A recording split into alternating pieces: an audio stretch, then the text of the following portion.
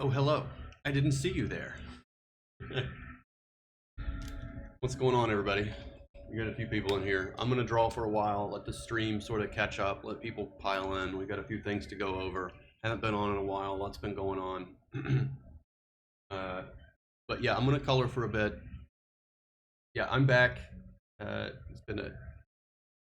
Everybody's piling in. Great. Yes. All right. So I'm going to color for just a little bit, and then I'll do the kind of primer, and maybe I'll give you guys a little background on what's been going on behind the scenes. Got some show and tell today. Definitely have some show and tell. It's going to be some cool stuff, so you'll want to stick around for that or come back and visit later and rewatch the stream. Probably going to be a long stream because I'm going to use this as a dual purpose. Going to do some work on this, which has to be done this week. And then after this is over, which Elizabeth is helping me with, then I'm back on Red Rooster full time. Allegiance, the publishing brand, will be launched, including all social media, and the three other finished issues, issue ones of the other projects. So, yes, I am happy. I am happy, even though it's been a pretty crazy month.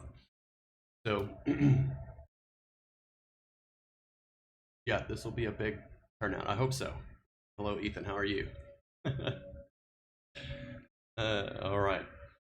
So I'm just going to color for a bit, and because I have a lot of work to do. And then I'll casually fill you guys in on what's been going on. Was a little sick there for a while, had a cold, then Elizabeth caught the cold. The last time we were talking, my brother's wife was about to give birth, which happened and was excellent. Everybody is well. So appreciate all the thoughts and prayers to that end. We saw the baby just yesterday. Very nice.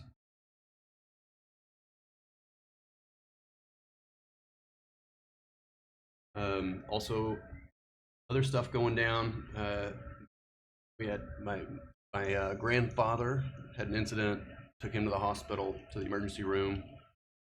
All is well. It looked like he was having a stroke. Apparently, it was just medication and probably dehydration. So, all good there. We are. I'll show you what I've been working on in a little while, in a little bit. I'm going to give you a preview of something really, really cool, and it's taken up quite a bit of my time over the last couple of weeks especially, and of the time of our Allegiance staff. So we're going to have a little show and tell in a little bit. This, of course, is the Futurists, which is going to be amazing. Turn on some lights. All right, we'll do. I can't really turn on too many lights because I'll get reflections on my Cintiq. So we just might have to talk in the shade today. We'll fight in the shade. Ethan is correct. Drink water, everyone. Yes, my grandfather got a little dehydrated and disoriented, and I think they've figured out there's also some medications involved. Doing better. So, yeah, water's super duper important. 94% water in my beer. Well, more, you go for it. I'm gonna stick with my lemon water here.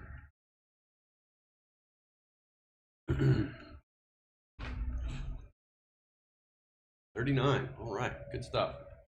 All right, so we are wrapping up the Futurists colors for issue 1, and then we probably won't be doing.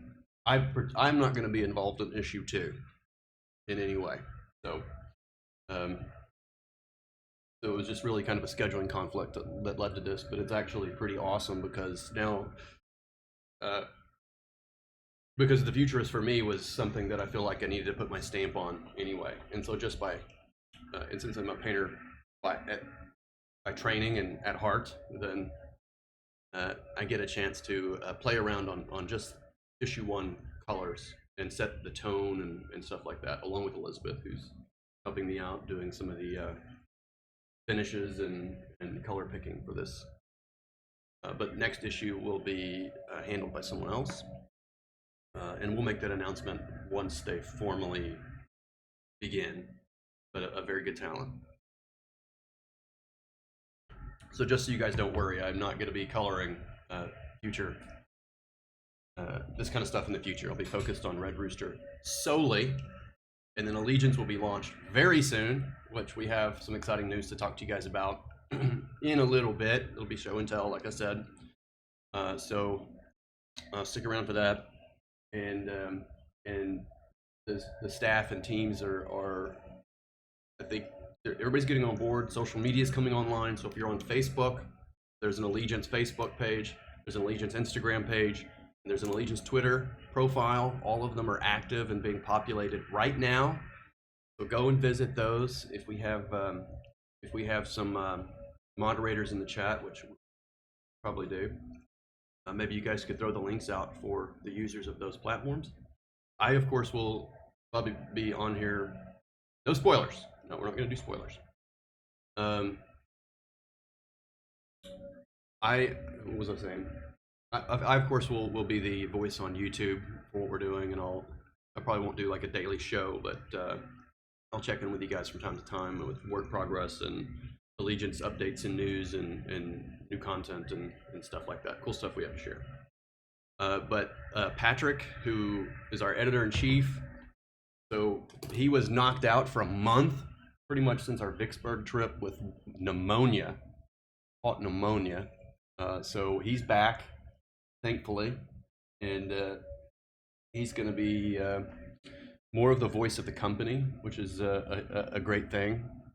Take some of the pressure off of me, because I'm pretty good at messaging, but I can't be the day-to-day voice all the time. Yeah, that's the brush, the coffee stain. Yeah, that's the airbrush. Yes, a couple of Red Rooster questions. We will get to those as well. Essentially, with Red Rooster, I'm on the cusp of being able to devote my time more fully to it, like fully. Allegiance is nearly launched, and then Patrick will take over more of the day-to-day management of that. We have a Kristen, who's our office manager and campaign manager, so I don't have to manage campaigns anymore. She's doing an amazing job at logistics, which is something I'm terrible at, not my focus or expertise. I am merely a storyteller and artist who had a big dream and thought I could bring a lot of people to a really cool dance, create some amazing projects, and that we have done. And now it's time, I'm passing the baton off to our very talented individuals who are on the Allegiance staff, Patrick and Kristen, and others will come in along the way. Yes, Team Kelsey. Team Kelsey has been an awesome friend and talent.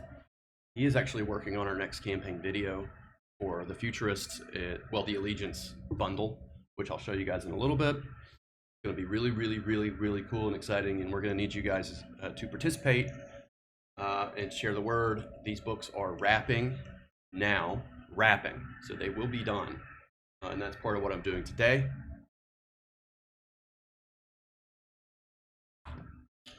And I better get to it. So I'll just talk to you guys while I'm working on this. And again, Red Rooster, that's where I was going with this.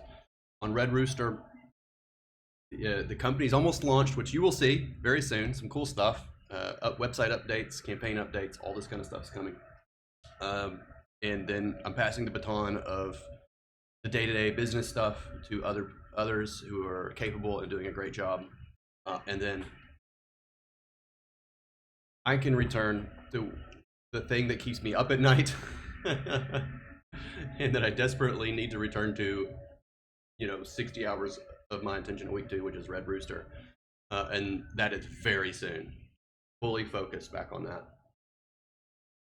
To the relief of myself and all of you, I feel like I have given birth. I don't know what that feels like, but I'm sure it's not dissimilar to what I feel like right now. I feel like I have passed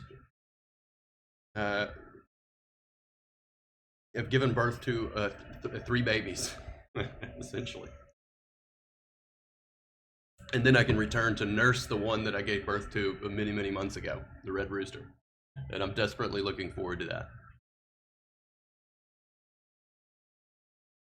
Yeah, send Kelsey good vibes, says Elizabeth. He has a really bad tooth that's bothering him. Yes, so Kelsey may be at the doctor today or the dentist. I feel bad for him. That's not a fun experience. Okay, so Elizabeth is throwing the link in the chat. Yes, so Kelsey's Nora's Saga will be part of this, along with Blake Northcott, who's scripting, and that whole team is doing an excellent job. And triplets, yes.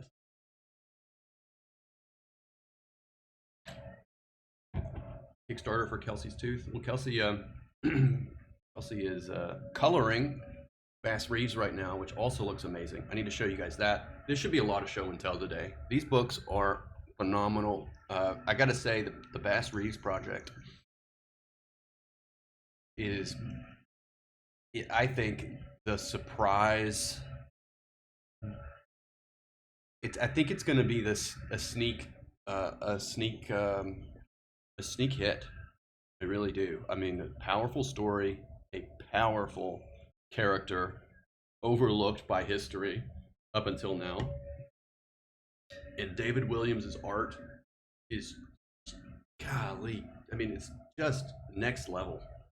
He was already good, but this is just next level stuff. And then Kelsey, of course, can color with the best of them, and the whole thing looks phenomenal. And we will tease some of that out today. All right. But yeah, he's wrapping that up, so he'll get paid for that, those colors soon. And that'll take care of his tooth. And if not, we'll find a way to take care of Kelsey's tooth. We don't need Kelsey going down on us. We will take care of the Shannons.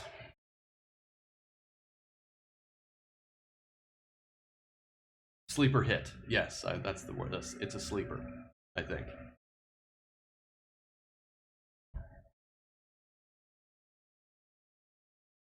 Alcohol is good for that. Diesel has dentures, maybe. Bass the Lawman. I've heard of him, says Tippy Tail. Yes, excellent. Yeah, I think people will be hearing a great deal more. All right, I'm going to knock this page out, which, as you can see, only has 2 panels left. Do that, and then we'll do show and tell. So if you're not interested in coloring, you can jump out. If it is your kind of thing and you want to ask some questions, I'll try to keep an eye on the chat. Otherwise, I'm going to knock these out, which should take me about 30 minutes, and then we'll do show and tell, which I'll start with. KSS, some say Bass Reeves was the real inspiration for the Lone Ranger. I've heard this. It's a big rumor, apparently. So let me tell you what we've done. So Bass Reeves is he was based out of Fort Smith, Arkansas, and he policed or patrolled, I guess is the right word, policed the Oklahoma territories. So arrested his own son. Yes, true story.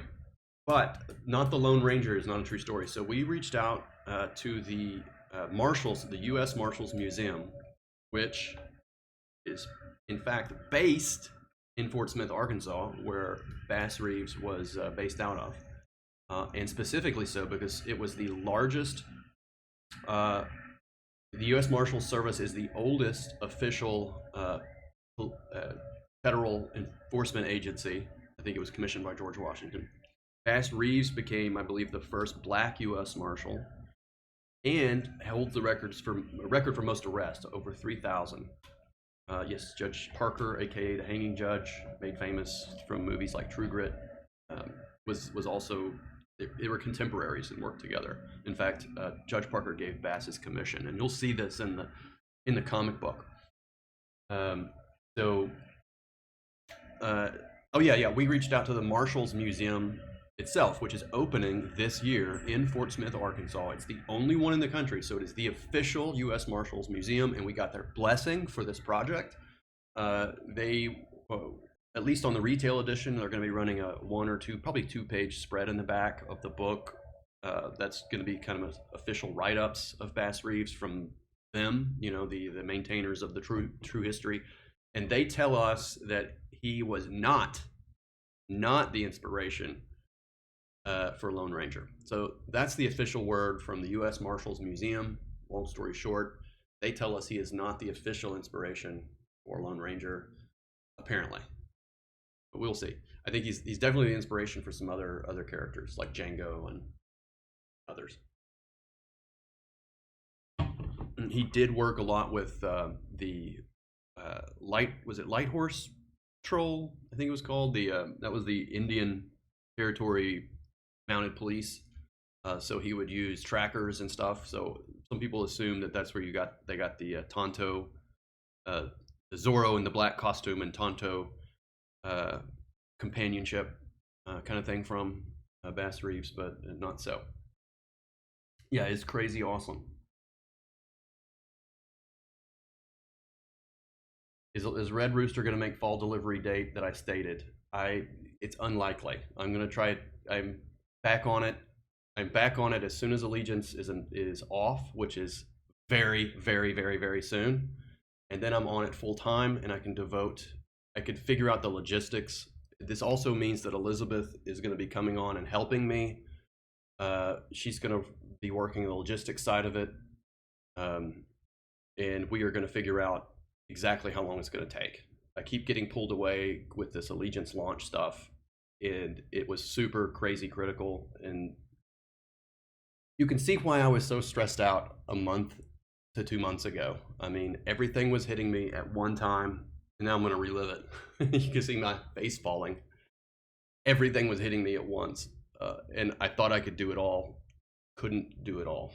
So, but we've got people now taking over on Allegiance, and I'm passing the baton there.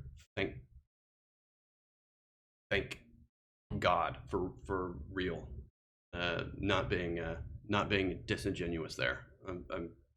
The heavy burden is being lifted off. I can return to what my heart's desire is. So,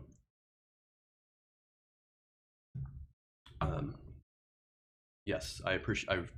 The patience is a blessing every single day, because it certainly weighs at me, and I'm ready to return and get this off the ground, and then pass it off to Patrick and Kristen and David and the other teams that now can. They have plenty of script to draw from.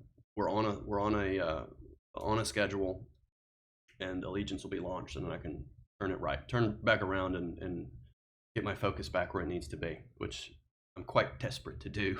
We're almost there. You will see soon. You will see very, very soon.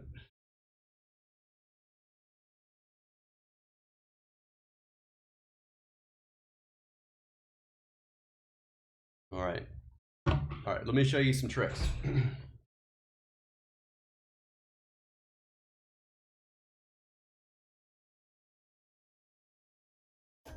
Let's do some coloring tricks, and then we'll show you Allegiance stuff when I'm done with this. So if you're not interested in coloring, you may want to come back, but I will chit chat. We'll chit chat. My brothers. I'm going to talk about the stuff that I like to talk about. So, about my new niece, who is beautiful and makes me happy. Amazing. I'm very proud of my brother and his wife. New life is pretty amazing. Elizabeth and I are definitely trying, and we've got some fans in the chat and stuff that are keeping the prayers up for us, which is pretty awesome. We both started. I'm gonna get a sperm check, which is really kind of weird to talk about on YouTube. But we are also both seeing now acupuncturists, and that's really cool. I gotta say, I did it once. She's done it 3 or 4 times. She's doing it for fertility, and I'm doing it for energy and stress, and she's doing it for stress too, of course. But I was complaining about my hands have been hurting lately. Yeah, so my hands have been hurting, my knuckles and joints, and he put these needles in my in between my fingers, and it didn't really hurt, a little bit, but not too bad. But for a week, no pain in my hands at all, which is pretty cool. I don't think it's a placebo. He also gave me some Chinese herbs and stuff. Anyway, I've been feeling great, and no pain in my hands, which is a pretty great thing. Hopefully, it'll also work for the fertility. Yeah, gotta make sure the boys are swimming. That's right. So I think Elizabeth has ordered a test. At least, hopefully, it's just as good. Yeah, and so the next, I, I appreciate the patience. Obviously, it, it it lowers my stress knowing that I can return to I can return to the RR very soon, and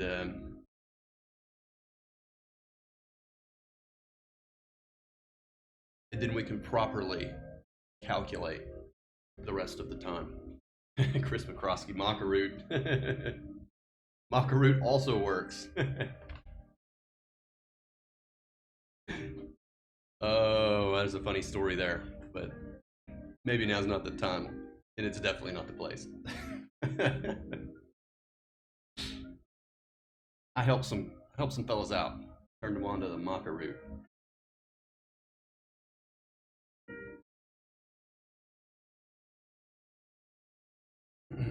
All right, here's a trick. So Butch drew this character. This is a mystery kind of wizard character here in a hood, and this is nice reveal. And a hood is cool, a cloak is cool, but I was looking for a way to make it more more fascinating, more mysterious, and more magical. So I have a half-tone pattern that I'm using for this particular wizard's cloak. And now I'm saving these brushes and naming them with the character so that I can give them to the next colorist, and they can use these patterns to define this character. And maybe I think all the wizards are magical characters should have, you know, kind of these fancy wardrobes, and make them unique to each character. All right, so here's how I do it. I select the cloak here, and then I have here on my brush, you can see the pattern over here on the right bottom corner, save for the character. Then I go to the texture tab. And because this one's zoomed in, I increase the texture size. And you can see that increases the size of the pattern. And then I just go in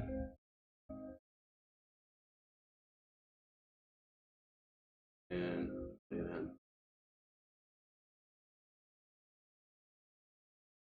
this pattern responds to quite the right color. It responds to pressure sensitivity.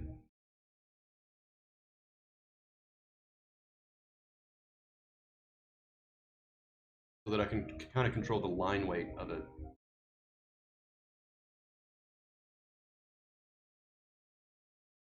Yeah, if you guys hear some music, I have some music really quiet. It's really just kind of meditative music, like, yeah, massage style. I can turn it up, or I can turn it off.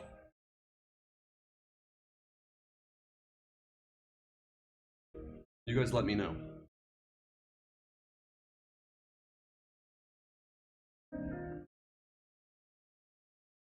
So you can see here when I apply the a little more pressure, it thickens up. It thickens up the pattern. So I'll do that kind of where the light might be hitting stuff, folds, bends, just to create a little the illusion of form.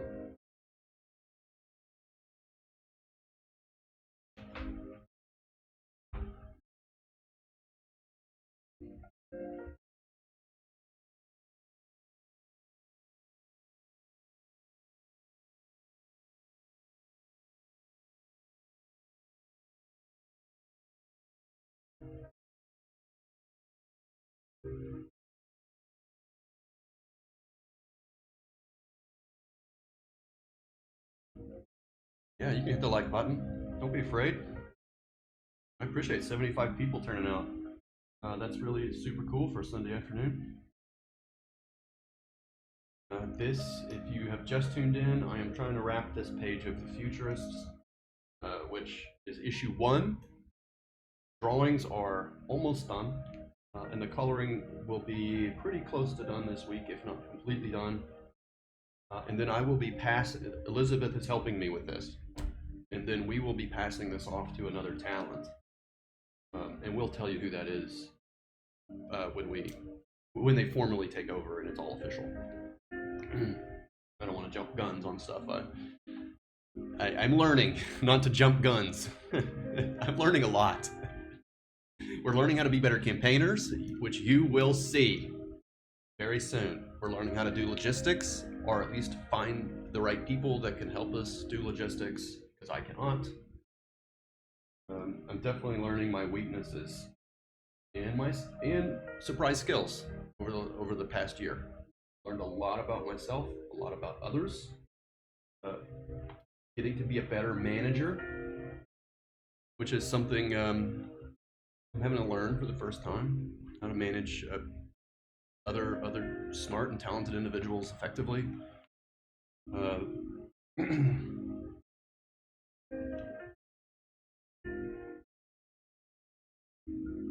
And obviously, truly appreciate everybody's patience as we bring a comic book company to life. All of us doing it for the first time.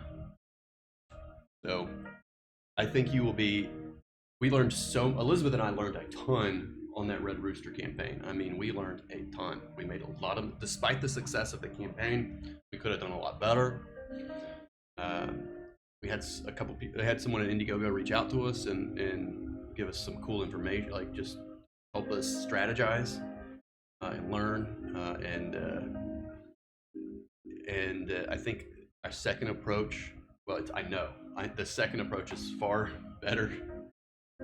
It's Allegiance run, so it's going to be focused around Allegiance the brand. It will be run by Allegiance the brand. The messaging is, Patrick is my editor-in-chief, is going to be, not mine, our editor-in-chief. There's none of this is mine anymore. None of it's really mine anymore. I am merely now just a large cog in a bigger machine that hopefully will be a lean, mean, content creating machine. But I am Elizabeth and I are the majority owners, so the buck still stops here.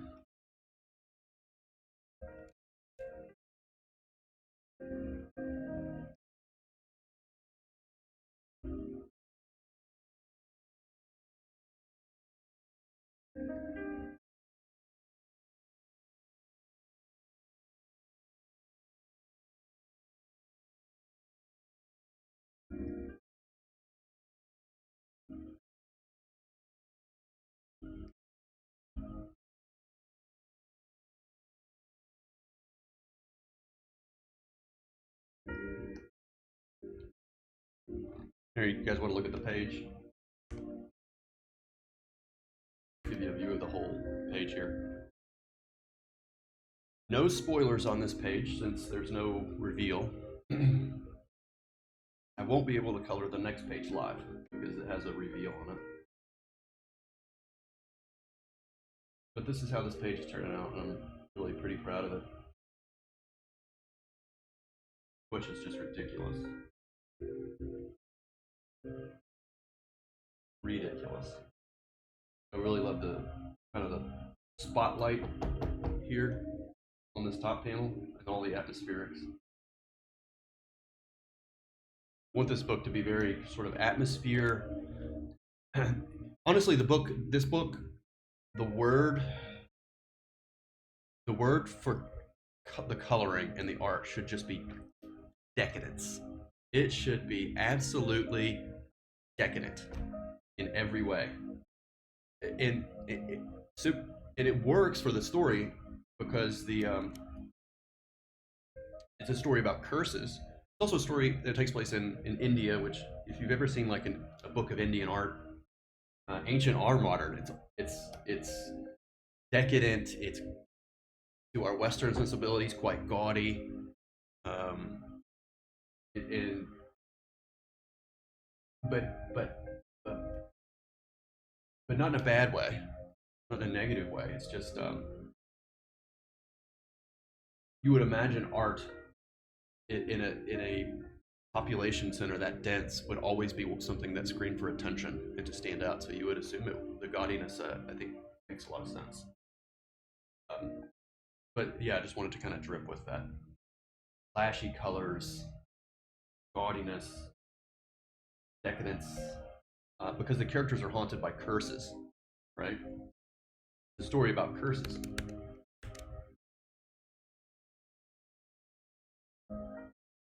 So I think decadence and curses kind of go together. Maybe it's going to lead you into some pretty dark places.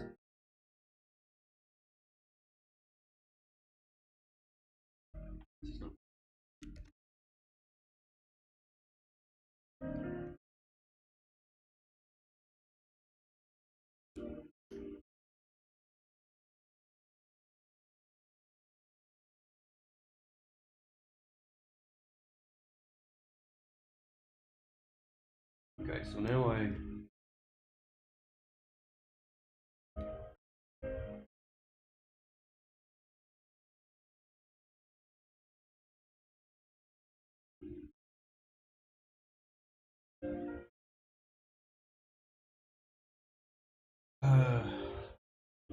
didn't do these right. These have to be totally redone. Okay.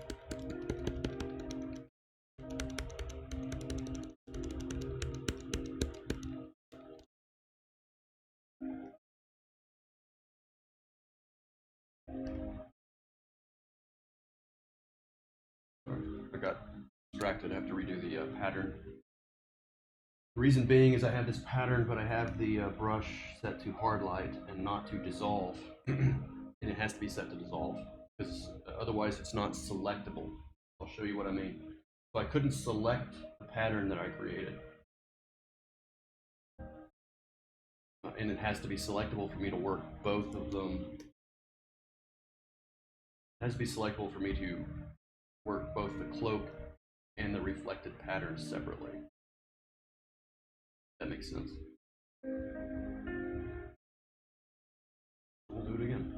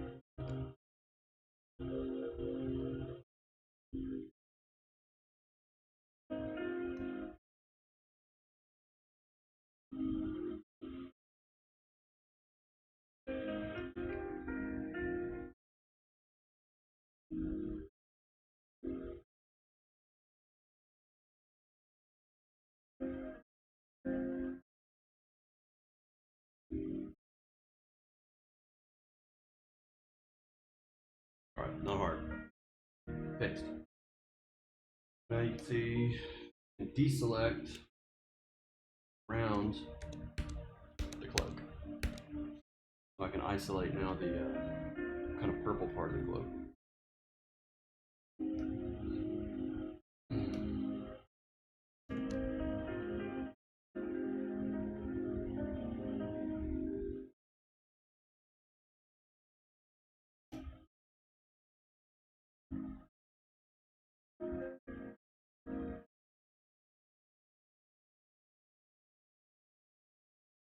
Give this a little volume.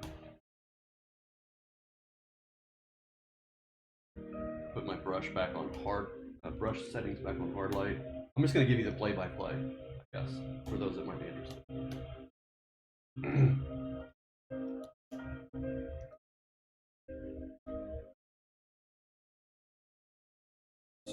That just gives it a little bit of shape, volume.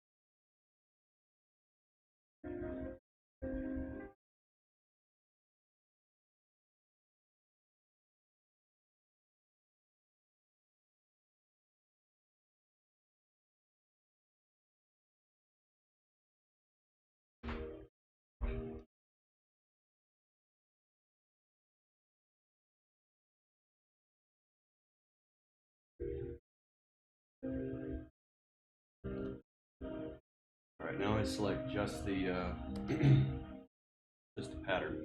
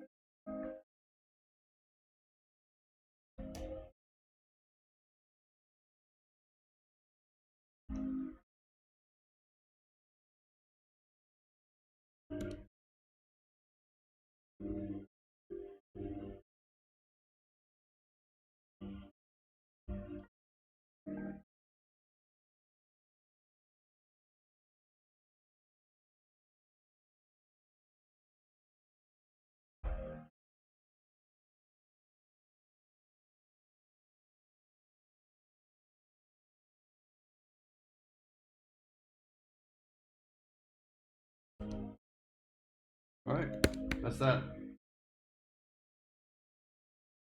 The effect I wanted to achieve.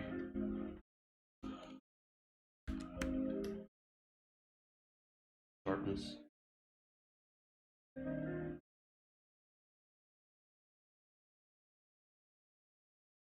In the folds here.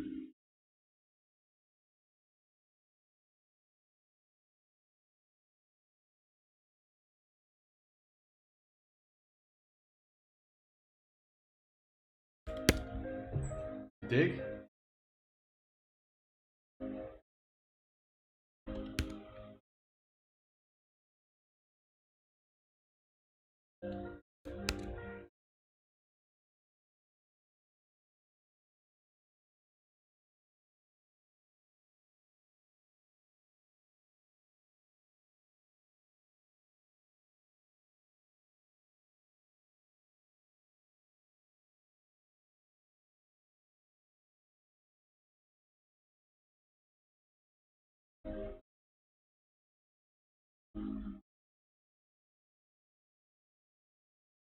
Did I intentionally spell mum in the highlights of the guy with the gun sleeve? No, I did not.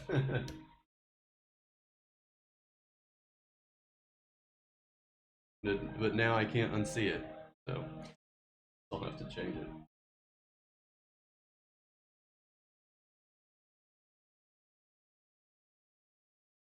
All right.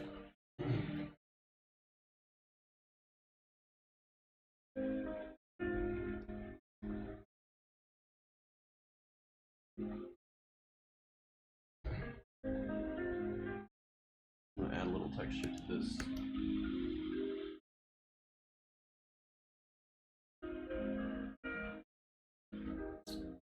is pretty orange in the background.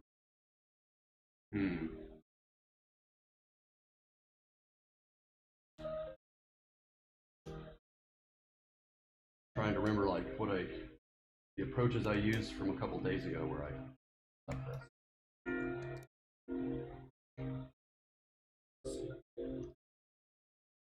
Do a little reverse engineer.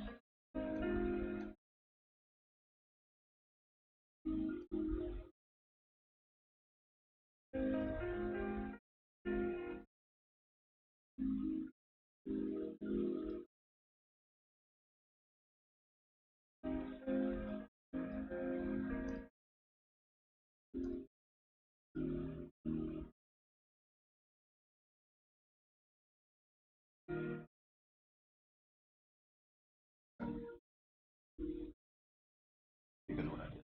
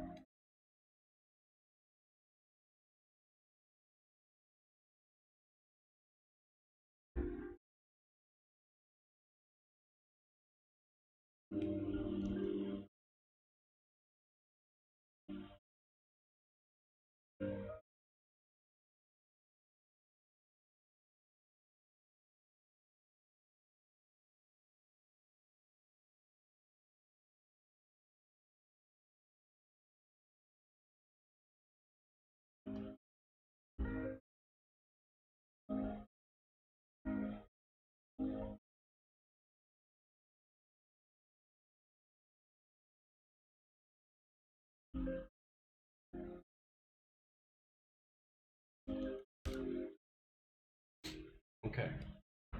I'm pretty good with that. We'll do the face. Hey Critias, yes, this is the Futurist, which needs to get colored this week, and then once it's done, issue 2 will be passed off. We're just setting the tone and tempo, and then my work here is done. I think Patrick's in the middle of issues 2 and 3 script. Butch is wrapping issue 1, and he'll be starting the issue 2 cover super duper soon. Like hopefully in a week or even next week. I think it starts this week. It's Sunday, right?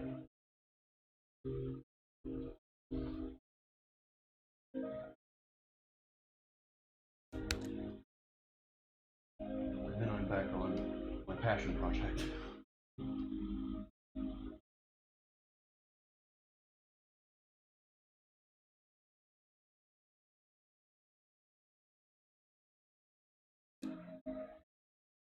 I probably should have reviewed our secret stuff when I had 75 people in here. We'll get back. As soon as I finish these 2 panels, I want to put this page away. Call it done.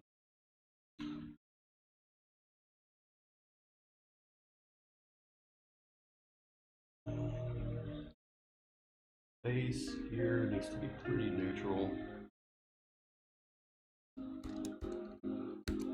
So I have a hard light layer just over the line art. Just going to give it a little bit of a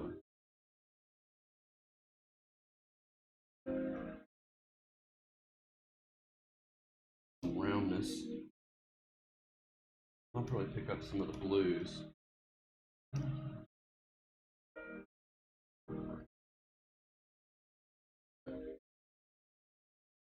Makes it look a little dead.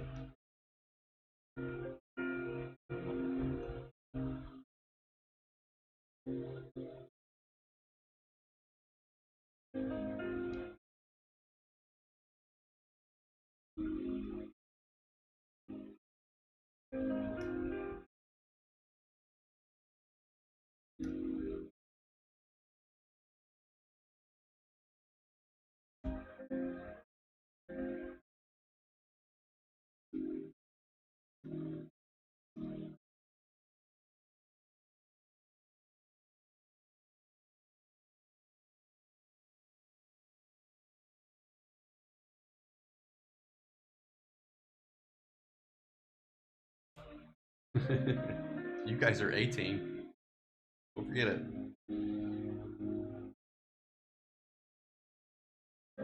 Ragaman, I think you missed the hood float tutorial here. I think. I created a pattern which is selectable on a separate layer, and so with the diffuse, I have a pattern brush set to diffuse, put it on another layer, then I can select the pattern separate from the coat itself. It's an object I can select all of it.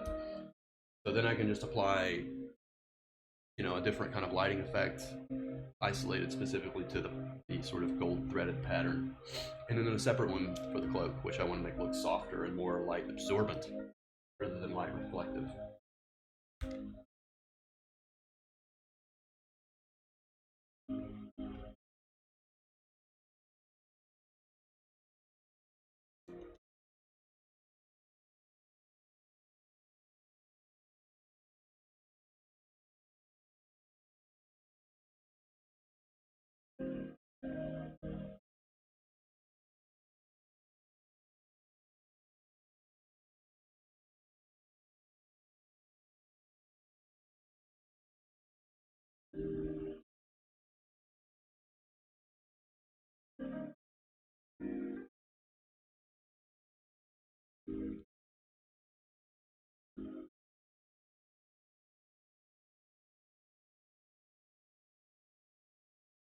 Guess that's pretty good. I don't want it to jump out too much. The only thing left on this panel is I need to probably reinforce that smoke element in the background, and that'll help pop him out.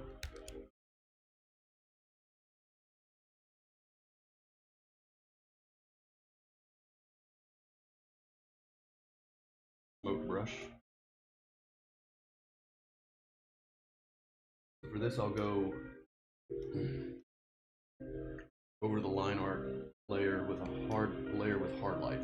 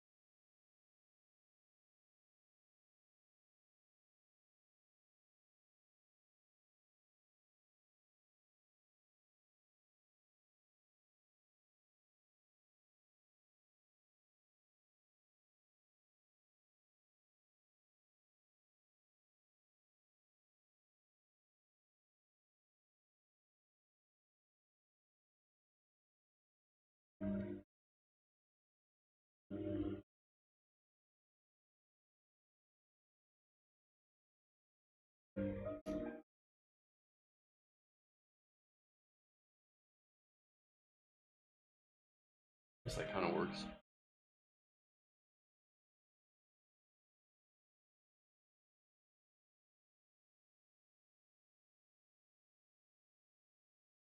Thanks, James. James Dean Anderson, the new proud owner of Cautionary Comics, in the chat. Yeah, Bass Reef looks. It is cool. It is super cool. It is super cool.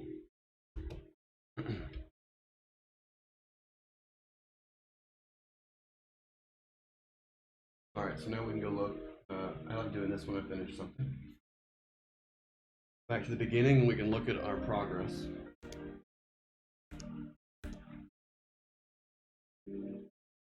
Perfect. Yeah. Warm, cool, warm, cool. It's got a nice layered effect to it.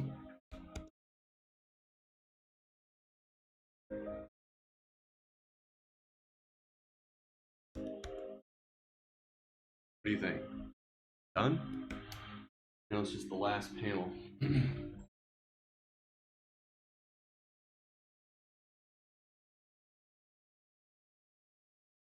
Okay, this is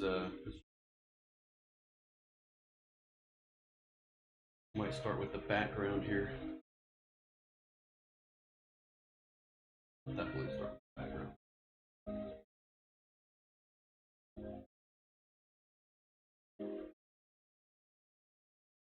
We'll see why.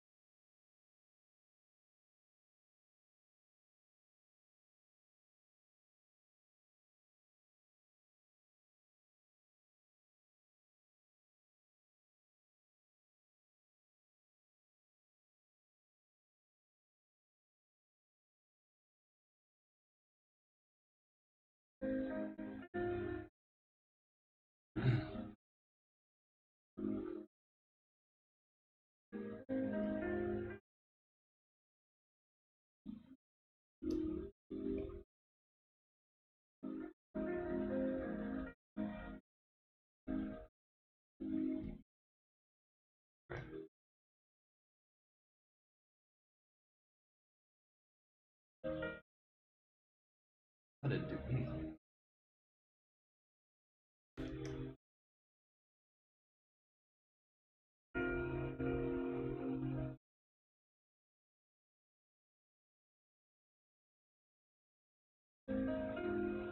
Here we go.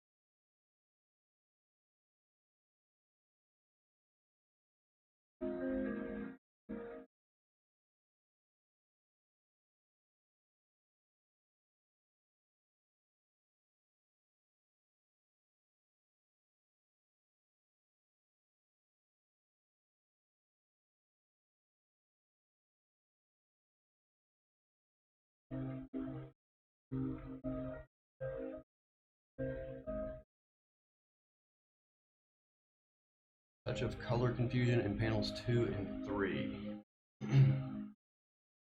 At the center of the page makes them feel like they're overlapping. Oh, okay. I think the way the smoke travels. Yeah, I can kind of see that. It's a not to put the blame on Butch, because it works. It shifts a little bit. It does kind of create a staccato effect for the shots, but it's this nice pull in. I think I like the way the camera tracks in panels 2, 3, and 4, because it's like this slow zoom in to that mystery character, but it also creates kind of a static effect that Butch circumvents by switching the camera from the right side of front character to over his left shoulder, which keeps it from being less syncopated feeling, I guess.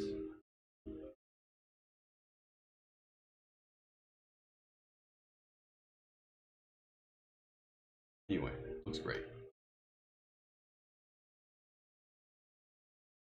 Hello, Perry Comics. Drop it in.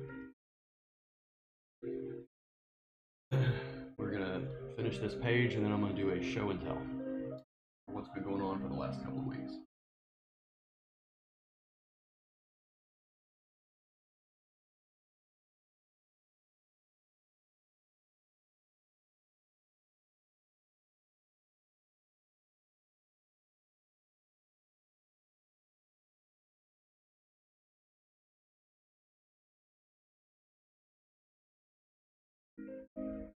That's too bright.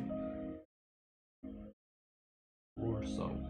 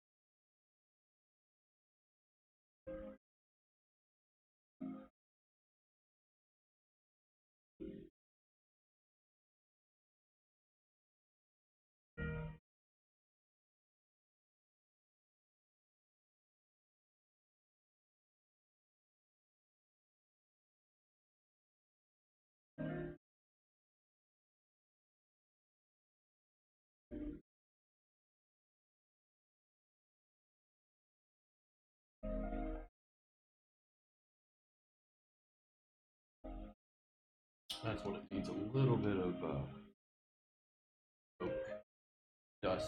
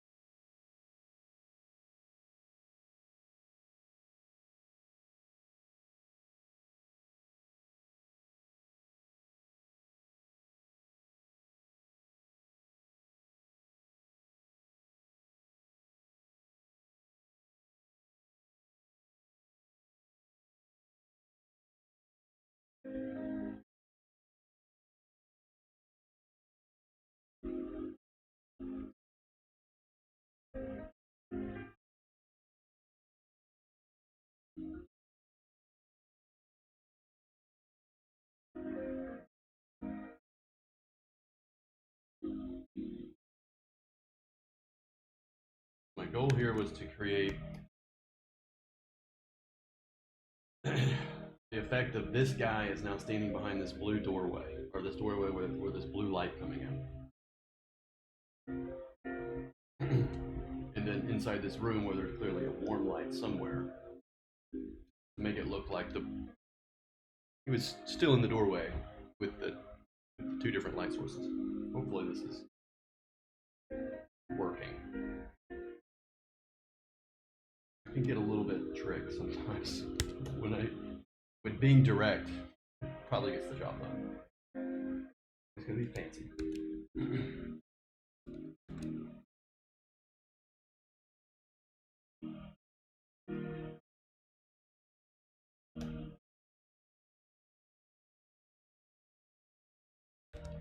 All right, so now I've lassoed the forearm of the front character. I'm going to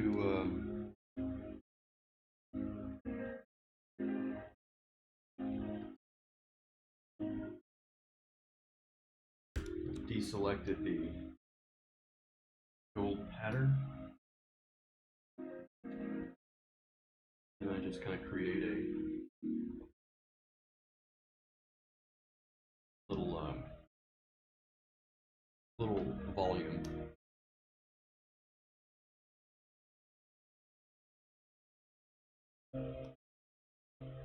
With a dark tone, somewhere near purple.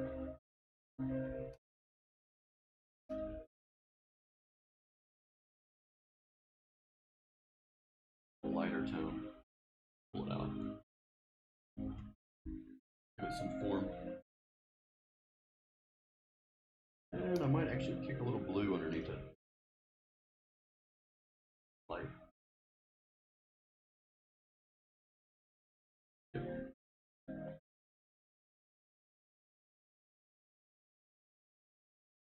Definitely.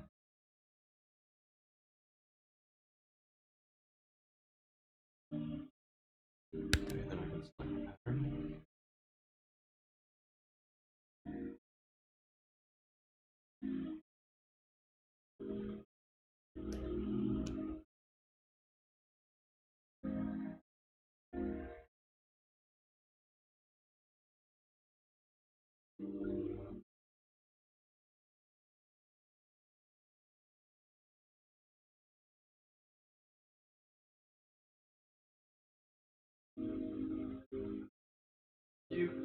This is a pure white, pure, super bright light reflection.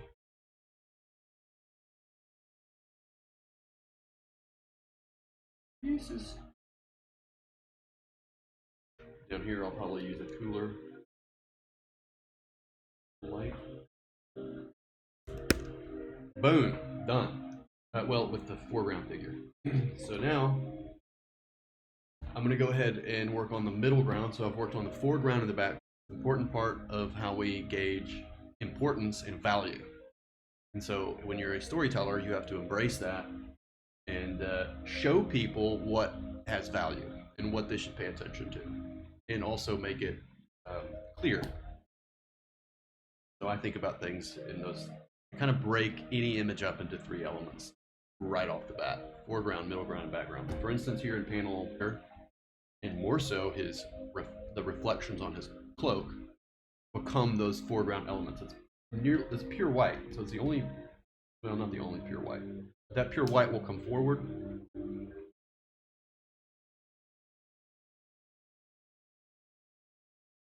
The pure white will come forward, and then I've used this kind of smoky, foggy effect to create a middle ground.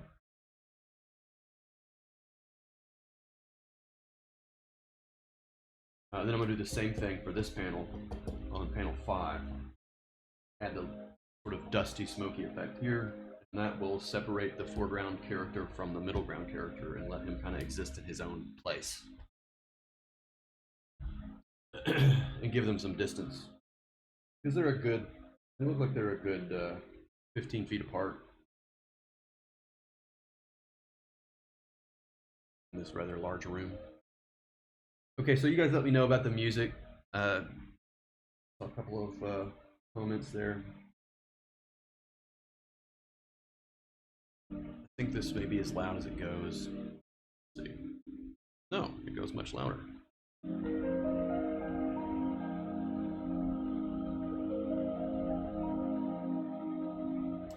Okay.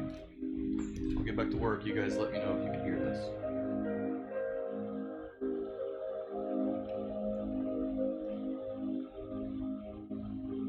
So I select the entire panel, then deselect the white, deselect the foreground, elbow elements, and now I've got a selection of the middle ground and background elements.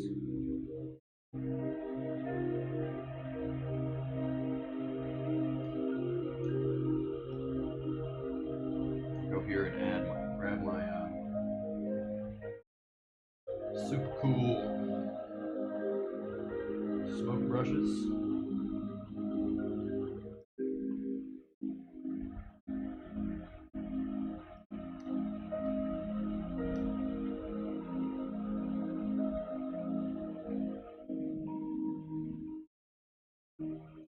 Just like that, sort of.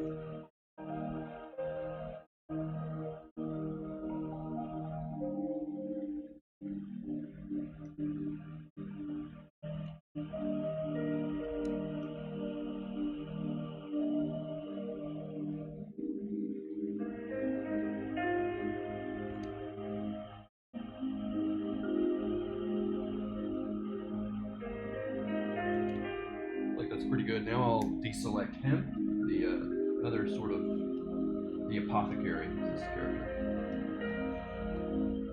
and then I'll work the smoke behind the character now that he's been deselected, and I've isolated the background.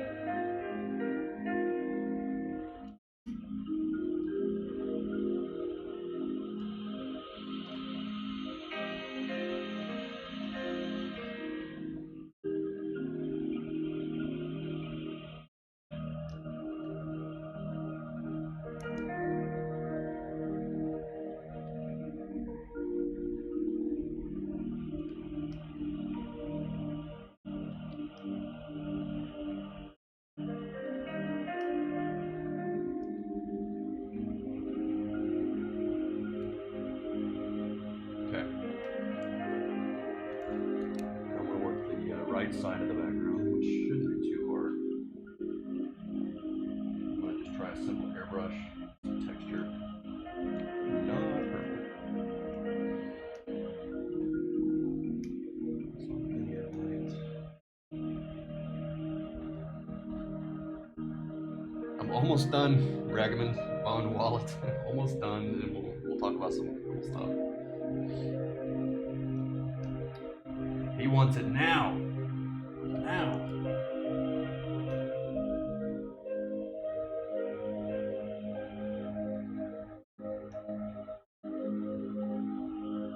I really enjoyed doing this live, as long as I can keep my focus.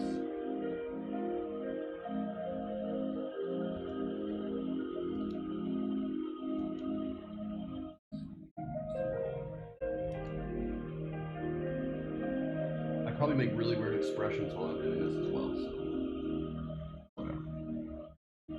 I'll tilt my head really weird. Just trying to get a good angle on. Look at stuff in a different way.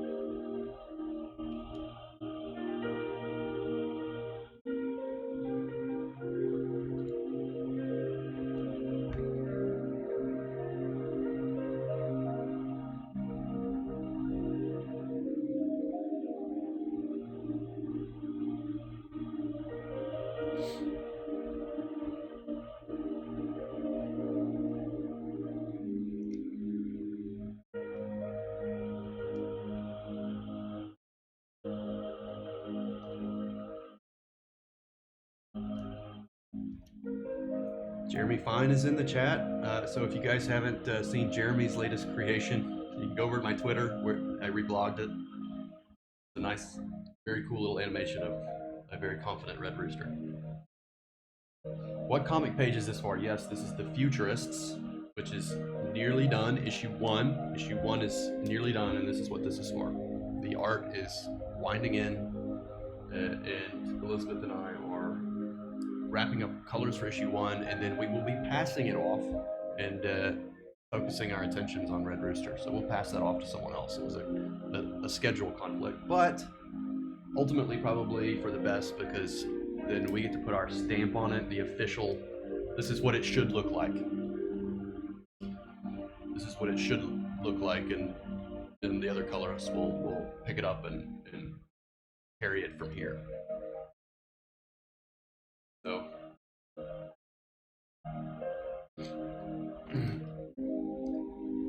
it was never my intention to be involved to do this.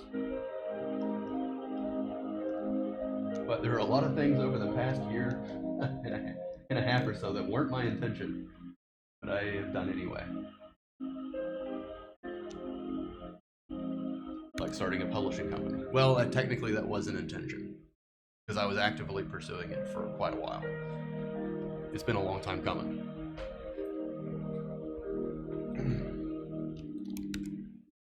Alright, so now I've isolated the apothecary. Got him on a selection. And we'll light him up a little differently.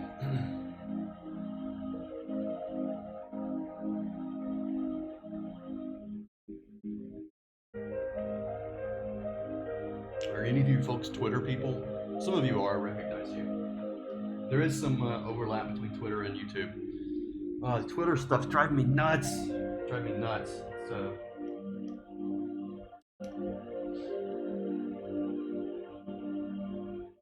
Is Twitter the most necessary evil on the planet? I think it might be.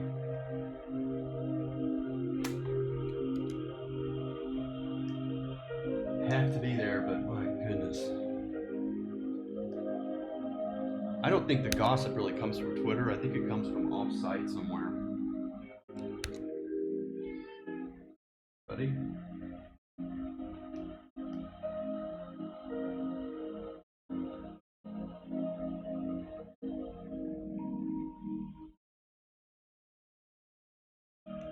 Nighthawk Warrior is working on his very first comic book project. That's awesome. That is awesome. That means we've done our job. We've inspired some people. Or helped to. Good stuff.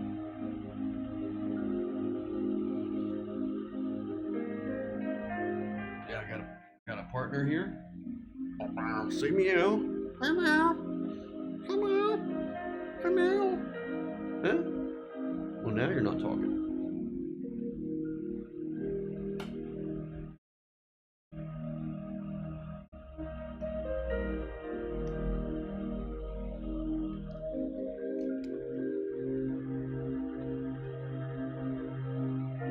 Yes, the drama is dumb, negative, and counterproductive. Great. Hamburger agrees.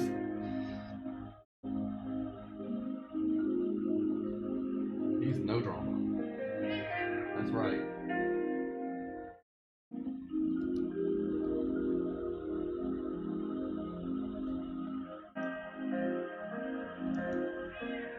Are you a four-legged troll? That's what somebody called you. He doesn't like it. Drama belongs in the books. Yes, keep the drama in the books. That's what my editor-in-chief coined that phrase. He wants to mount it above the office, which we don't have anymore, by the way. So, little update on that. So we were moving office anyway. Elizabeth and I we have a business partner named David, who's a local experienced business person who's run a marketing firm, one of the South's largest marketing firms, or a number of years. And he had an office for his consultancy business, and we moved in there for a little while.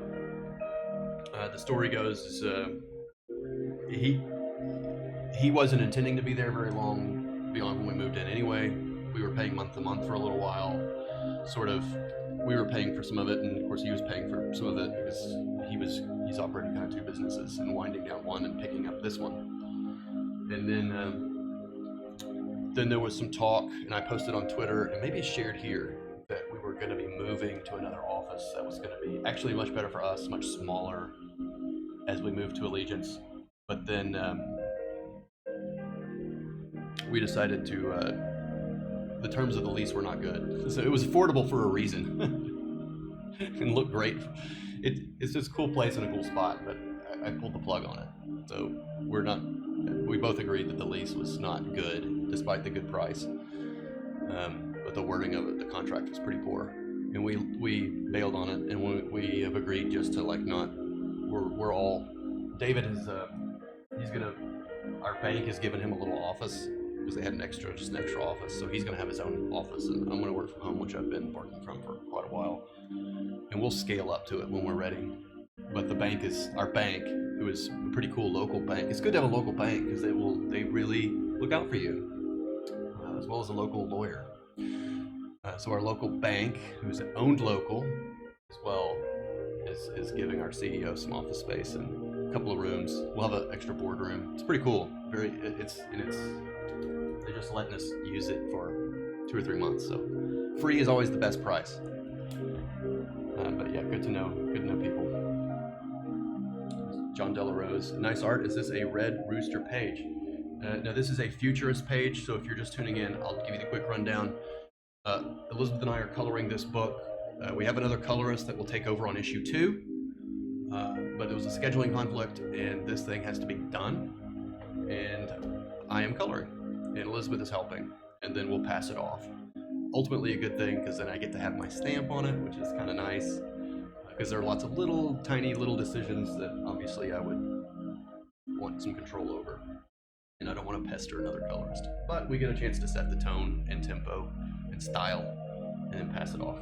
And then I'm back to, and then Allegiance is launched. We'll get to that in a bit. What you guys are here for?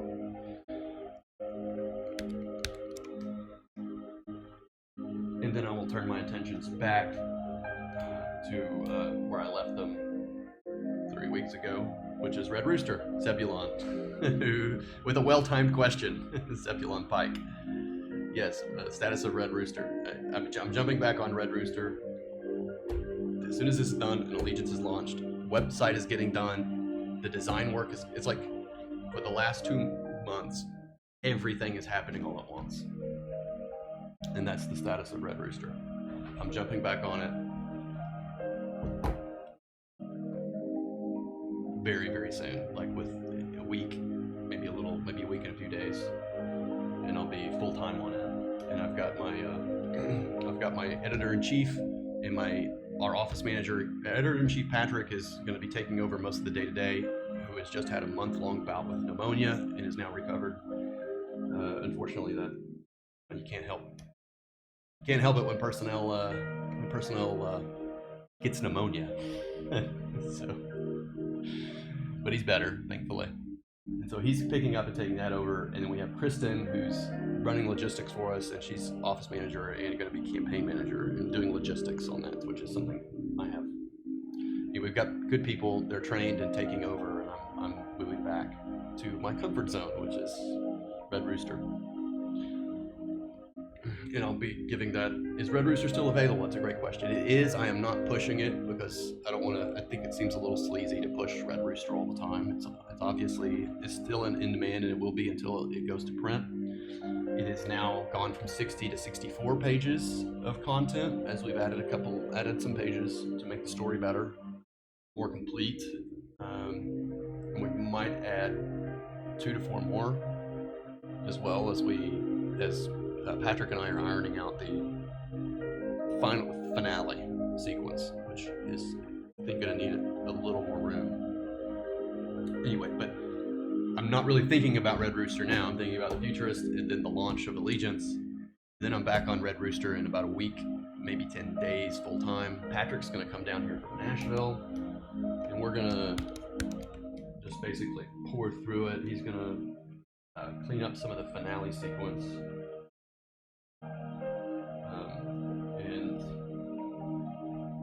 help me with some of the breaking that down. And this goes back into full production mode very soon, and I'm so excited. Ridiculous. You guys don't even know. I'm so excited. It is all I think about. Well, not all I think about, but you get it.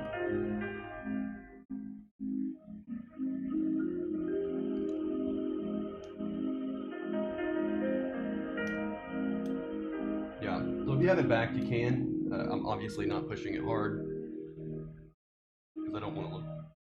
I don't want to be a sleaze. You guys have definitely gave us enough to complete the mission, and then some, obviously.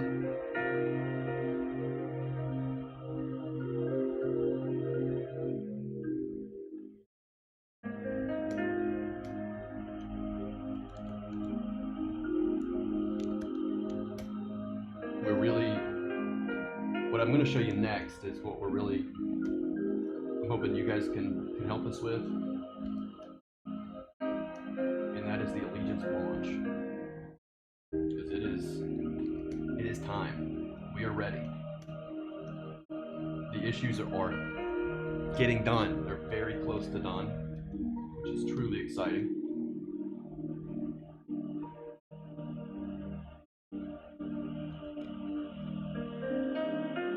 And that's why I'm here doing this today.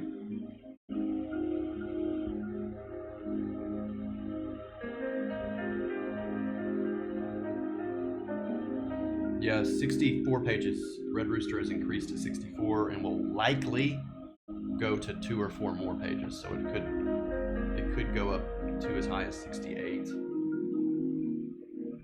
Let's see. Actually, it could go as high as 70, but I don't think that's going to be the case. I'm not going to add pages for the sake of adding pages. We added pages because it was critical to making. I had asked Mark to keep it to 60, and we worked very, very hard to make it 60, but when you're setting this whole stage, there were some moments where Mark and I tried to squeeze too much into some sequences. And once we finally got to drawing, it was like, oh geez, these need more room to breathe, or we're gonna sell people short. We're gonna sell the story short.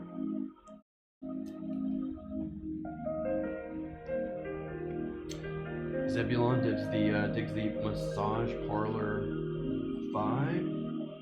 I wouldn't know what that sounded like. Zebulon. I am happily married.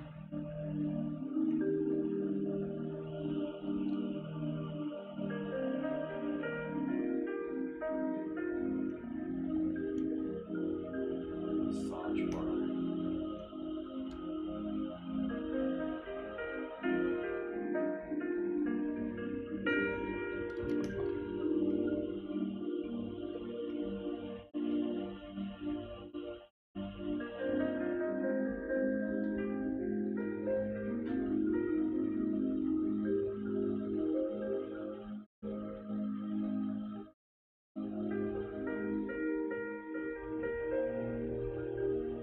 Okay. What do you guys think? So, something you might be interested in, some commentary you might find interesting about the thought process behind here. So, I lit this character with a cool light.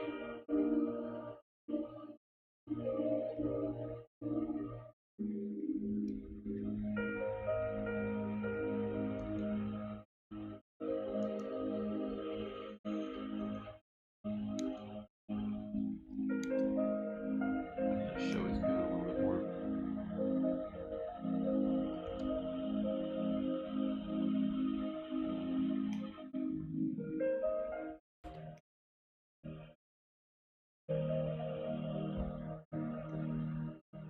Yeah, so I have the cool light coming in the background from the left side of the off panel, which complements the opening here, right here, where I have this blue light coming from outside the door. Tried to play it off here again, and then again at the very last panel to just remind you the light's coming. And then I lit the character in blue, but from the opposite side, which hopefully creates this sort of stacked effect of cool, warm, cool, warm, cool, warm, all the way from the background to the foreground. It doesn't matter, like, none of these light sources are shown, so it's all sort of a guess. And so I love it when you don't actually see the light source, because then I can play with light as I see fit and light the characters up in any particular way. Since this is sort of a scene revolving around magic and sorcery, more like sorcery, not magic, we can use all kinds of interesting lighting in the apothecary's shop. Also wanted to make it pure white on his face, because that way you get to see the surprise in his eyes, or at least one of his eyes. Okay. Alright, I'm gonna just leave this up so you guys can imbibe.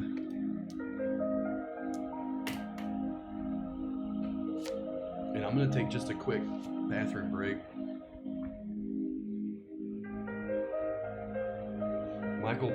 Michael Beacon is a new colorist. Congratulations. I'd love some more tips on coloring. Well, you came to the right place, I think.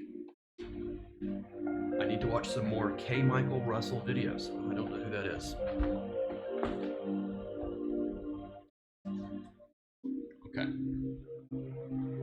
I'll be right back. Give me a couple of minutes.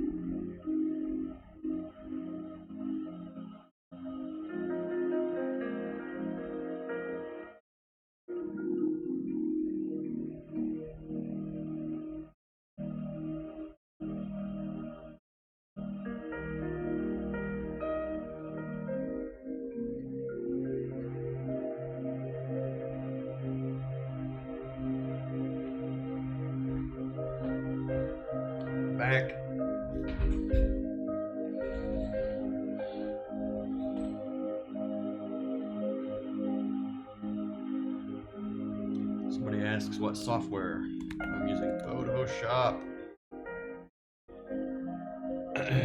Photoshop. My shirt's on inside out. Oh, no, it's not. Alright. Let me put my heating pad back on because I am now over 40, so I have to work with medical aids.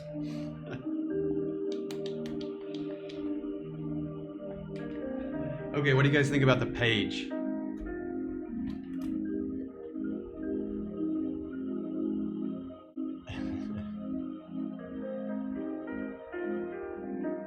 I'm gonna look at it on my computer because I'm looking at it on the video. It looks a spot kind of like milky.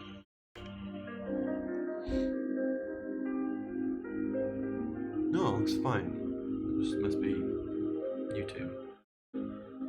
Although I think the top characters on the top panel look a little bright.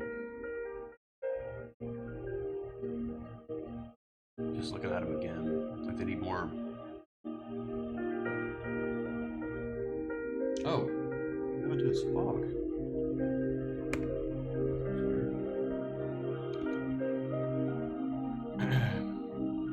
Any experience on using a Surface Pro? And I've never used a Surface Pro. Love it, looks great, love the fog, awesome, I like it. Is that moonlight? Yeah. It's basically moonlight, or magical light, whatever. It is dark outside, and the moon was in the previous setup, so. The pink looks like a mistake.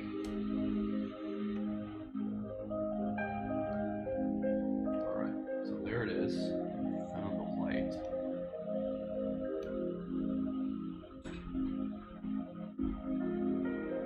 There we go. Yeah. What the hell? This seems like something I would have not done. Okay.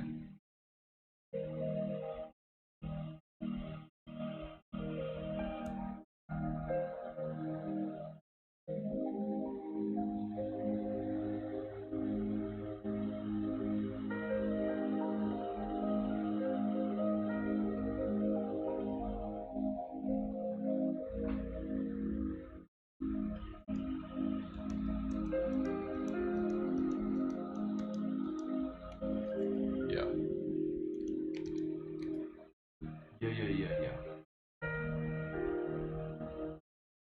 Way too bright.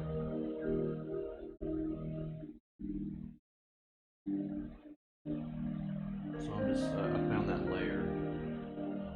And I'm just going to knock it back a little.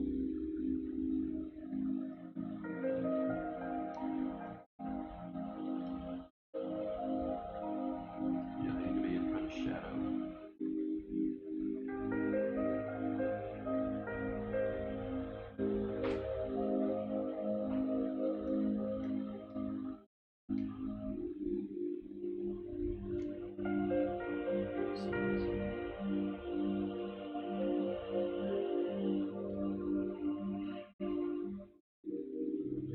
Good looking out. Let's give her just a little flush. Pull that back out.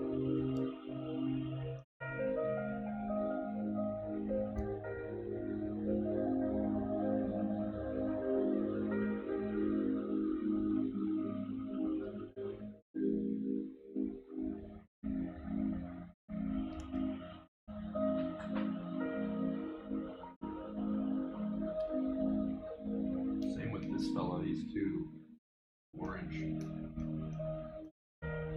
And you know what they say about orange men?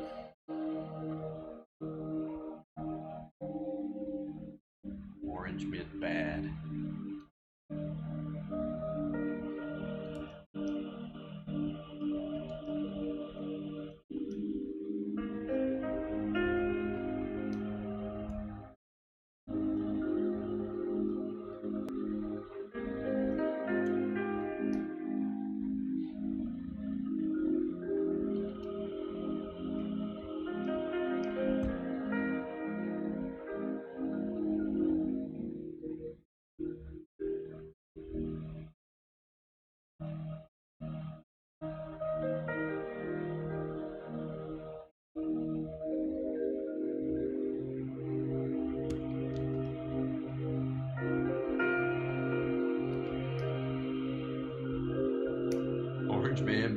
Yes, we can't have orange man. He's now pasty gray. No candles burning. No, not in this sequence. At least not on this page. It seems like I'm kind of relieved. Because for every candle burning, it adds like, I've got to pay it special attention. Lighting candles in digital coloring it's not like difficult, but does that include gingers? Yes, apparently. I hear that there is a genocide.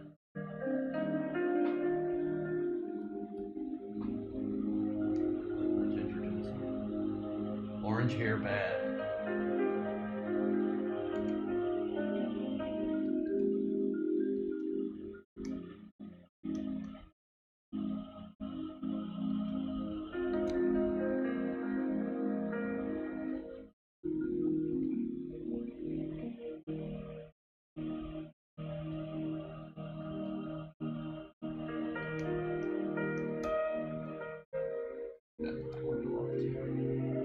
I got a little overboard on this one.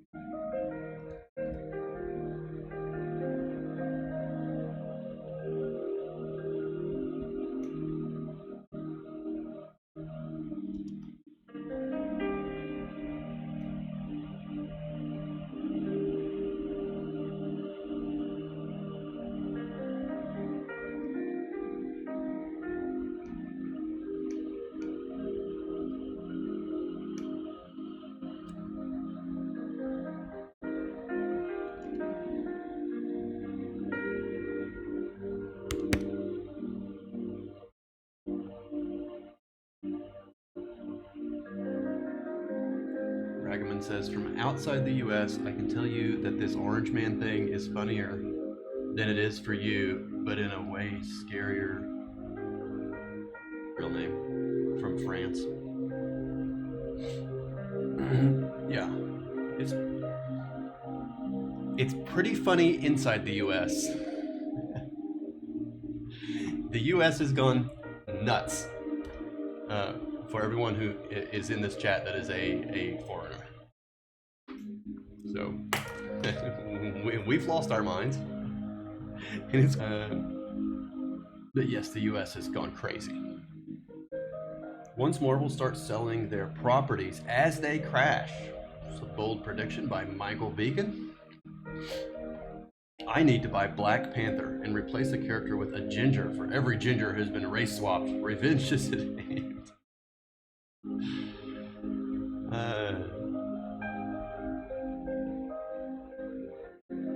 Michael Beacon must be a ginger.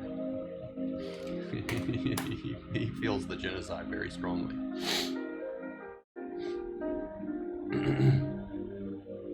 We'll settle down here, Ragamans. No need to worry. We're just having a temporary malfunction. Things will be right again. Well, never actually. Things will never be the same here. Quite honestly, I could tell you from the inside. I don't know how it looks like from the outside. It would be nice to have some more chats with some foreigners. But from the inside, it's completely broken. It will never be the same.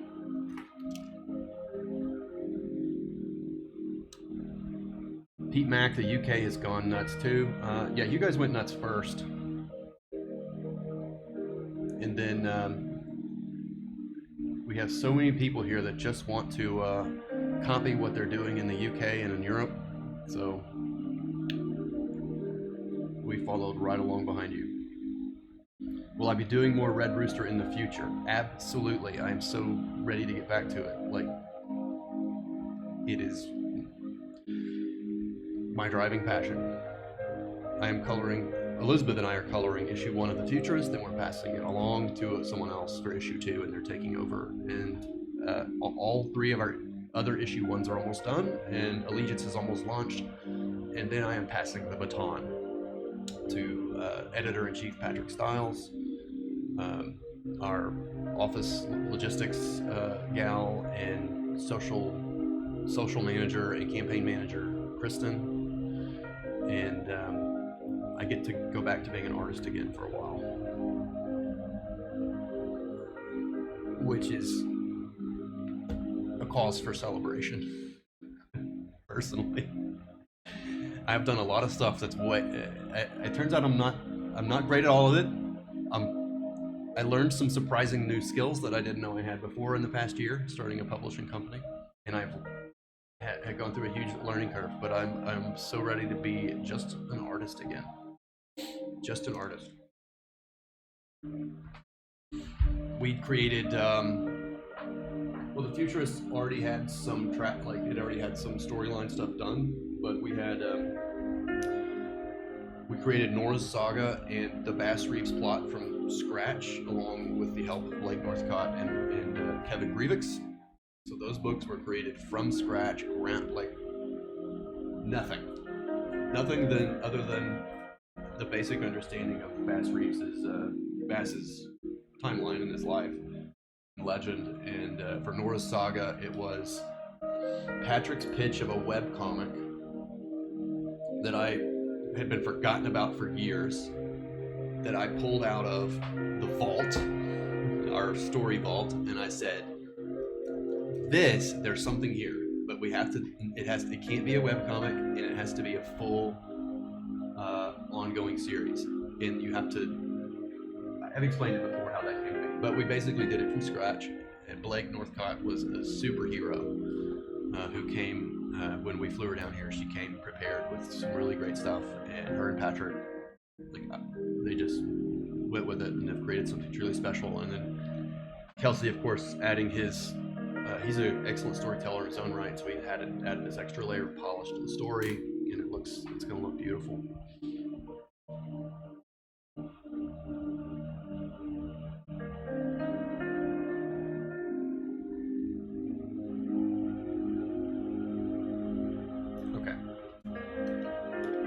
Alright, so I think we settled the top panel here. Let's look at this one more time.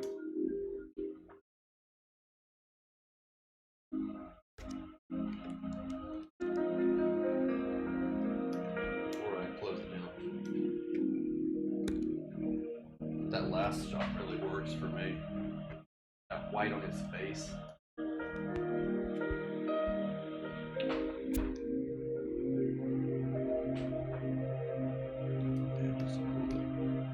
I will noodle. Sometimes Elizabeth may have to come in here and tell me to stop. Not unheard of. I'm gonna put a little more highlight on this glossy table here.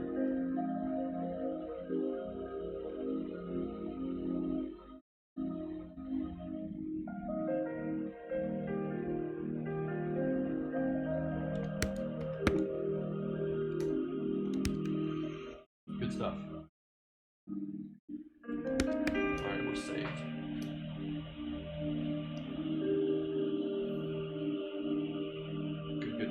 Good. J.C. Barron. I had a webcomic for a number of years. It was difficult getting people to read it. Yeah, I imagine it would be. The Futurist started as a webcomic project. Actually, no, it started as a comic book project, and then I was working at the Marvel gig, and we decided that we didn't have enough time to create a comic book from scratch. Plus, we weren't ready. This is like 8 or 9 years ago, and pulled it all. But it was a webcomic, and we ran like 3 or 4, maybe 5 issues were created, or episodes. And now it's back to being a comic, which is what it should be all along. We were just cutting our teeth back then. Just babies. Captain Hiltz. Am I a big fan of Prince Valiant comic book series? Yes, I enjoy it a great deal. Hal Foster is incredible, and that he wrote and drew it. I don't know how he did all this. I guess he had assistants. I would like to know more about his workflow. Maybe someone can point me in a direction of where I can learn more about Hal Foster's workflow.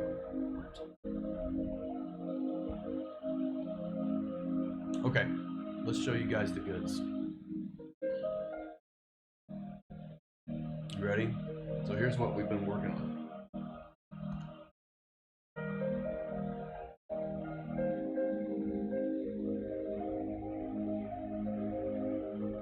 All right, I'm gonna need you guys' help, big time. Let me pull this real quick. I gotta have two windows open.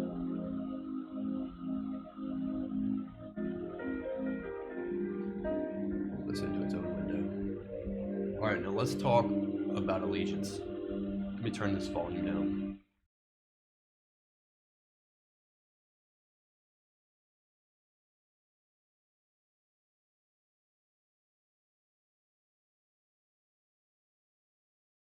All right. Would rather have printed comics. Yeah, I agree. Unless, because I love the smell of it. Unless color e-paper ever advances as a technology. Yes. All right, here we are. So this is what we've been building, everybody. This has been the last 3 weeks. Pretty serious effort has been made here. Also, the Allegiance website is coming online. It's been approved, and a gentleman, Shane, who some of you may know, Shane Plays, is coding it for us right now, and it should be up by the time that this launches on October 7th at noon Eastern Standard Time. There you have it. And I need you guys to be our Paul Reveres for this.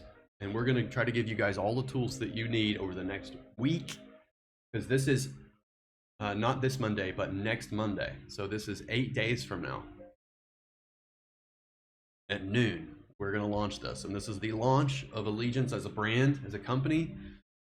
These books are very, very nearly done, and the goal is to have them complete by the time this campaign goes live. And this is what we've been working on. So truly exciting. We have some other surprises up our sleeves for this as well. We have all the social media stuff is online. So Allegiance Facebook, Allegiance Instagram, and Allegiance Twitter is all on. So go follow those. If we can have somebody drop them in the chat, that would be super awesome. Again, Elizabeth or Matt or whoever might be listening that has a wrench, to give Jeremy a wrench. Although, should I trust Jeremy? I think so. Jeremy's getting a wrench. Boom. Done.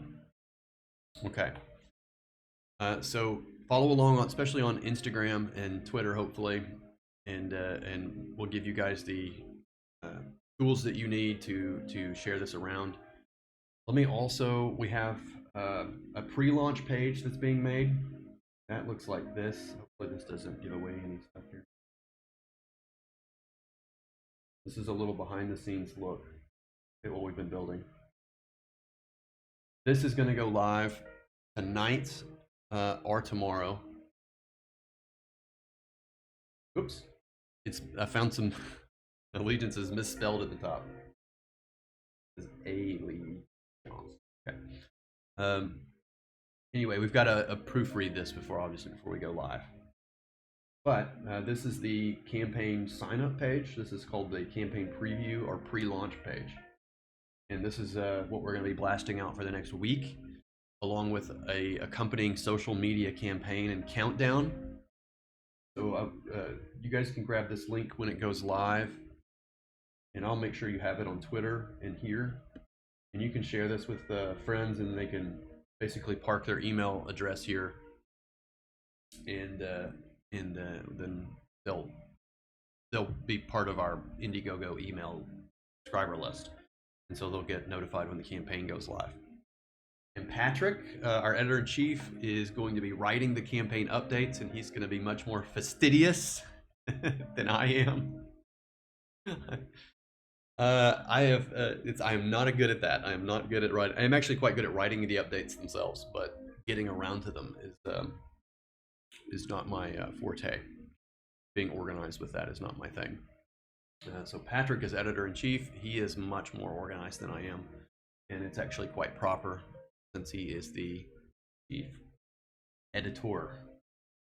So he's going to be writing much more regular campaign updates, so expect that. We're going to have some cool stretch goals. Let's talk about some of those. So anyway, we're going to send people here to this page over the next week, and then on October 7th, we're going to send them here for the Allegiance launch, Futurists, Nora's Saga, and Bass Reeves comic book bundle. So, and then I can return to Red Rooster because my work is done and I passed the baton. So I hope you guys can help me pass the baton. And this is the birthing moment, I guess. I'm giving birth to triplets, and I am ready to get them out of here and pass them off to their handlers. All right, so let's talk about this. This is the Indiegogo Allegiance launch for Futurist Nora's Saga Bass Reeves comic book bundle celebration. So here we have, I'm just going to go through the top. From top to bottom, I'll read the whole thing and I'll go through the header.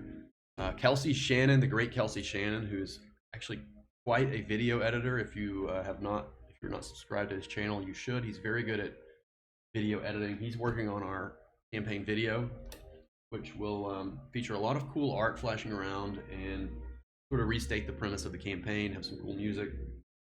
And we're sort of avoiding I'm just keeping it very focused. I don't want to go blab on forever, or I won't even talk. We may do 3 more videos over the next couple of weeks that are tailor-made for each project. So maybe one for the Futurist, one for Nora, and one for Bass. That is more me just answering questions, or maybe Patrick answering questions specifically about those projects and pitching each one of them specifically. And no, we're not launching now. We are launching on October 7th. So I'm going to put this in the chat. OCT, October 7th, noon. October 7th, noon. And for the next week, all the social media is launching in the next week. The website, the plan is for the website to be launching the day before the campaign launches. We have a coder working on it now. It's designed, it's in the mix, being done. This is all super exciting stuff, at least to me. I'm sure this is the stuff that we've been fighting and battling to make over the last many months, and it's here. Too many projects to back. I've got my own going on and so little money. Yeah, it's unfortunate. Yeah, there are a lot of great projects, though. I'm glad you're doing your own. It's very exciting. No, so we're not launching now. So October 7th. What's 9 o'clock? What's that Pacific? 9 a.m. Let's see. It's a noon Eastern. So I'm not good at this. So 11 our time, 10 Mountain. Yeah, 9. It's 9 Pacific. 9 a.m. Pacific time on Monday. That is probably not subject to, it could be subject to change, but it's very unlikely now. I'm pretty sold on the Monday launch. Monday at noon. And as you see here, this is an Allegiance run campaign, so this is not Elizabeth and I running like we did on the Red Rooster. We've learned so much ridiculous.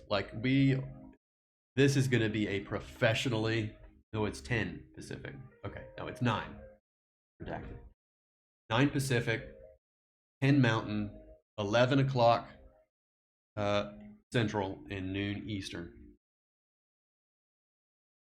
So this is being run by Allegiance. Kristen, who will be the campaign manager for this, and hopefully I'd like to have her on sometime and just let you guys meet the team. think that'd be really, really cool. You can see who's running the campaign. Jeremy's probably met Kristen over video chat.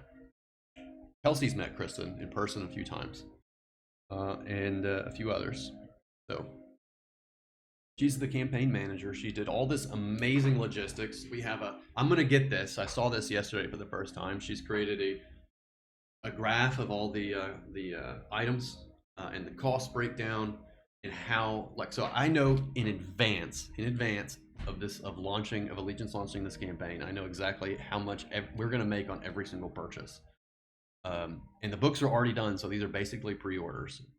You know, book design is also done, something we've worked on over the last month, and it is done, locked in. So these things will essentially be ready to print, and that's a big deal to me. And that's another lesson learned on Red Rooster. So many lessons learned. This is about making this. We're going to be far more professionally done, managed, run, and fulfilled after our huge learning curve. So I'll read this to you. Futurist, Nora Saga, Bass Reeves comic book bundle. 3 exclusive blockbuster comics unleashed by fan favorite creators. Let me zoom in. A bold new era of heroes. Can you guys read that better? To use here. Now this is a comic book bundle featuring the first issues of Nora's Saga, The Futurists, and Bass Reeves, all of which are 24 or 25 pages.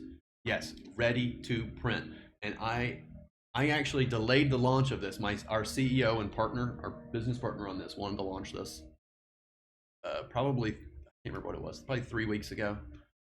And I was just like, no, I'm not. Like, the promises that these are done are very nearly done.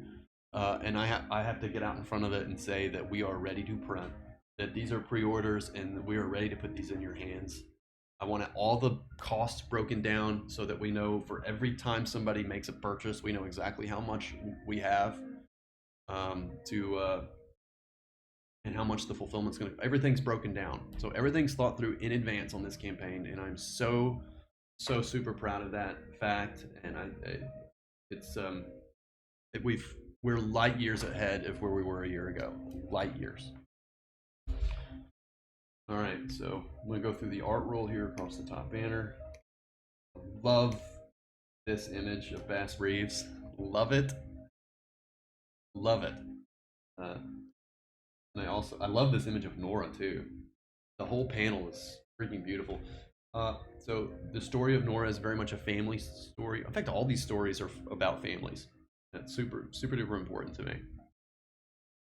So this is a shot of Nora with her father. And they have a very special relationship, and you will see. Another amazing shot by Butch. Colored this a while back. And again, this shot by David Williams and colors by Kelsey. Incredible. And this image by Kelsey is you'll see. We have some fun stuff planned for this image of Kelsey's. There'll be a poster of this as well in the campaign. And then, of course, this image by Butch that we colored. This is 2 or 3 weeks ago, back when my brother's wife was giving birth. We had a lot of fun coloring this one. All right, let's read this together. All right, and you guys imbibe this. Let me know if it makes sense. Let me know if this is A-Team. You're my A-Team beta testers. All right, The Futurist, Nora's Saga, Bass Reeves, exclusive Founders Edition bundle. Okay. 3 teams of creators have poured their passion into exciting new adventures. These this is an Indiegogo exclusive, printing.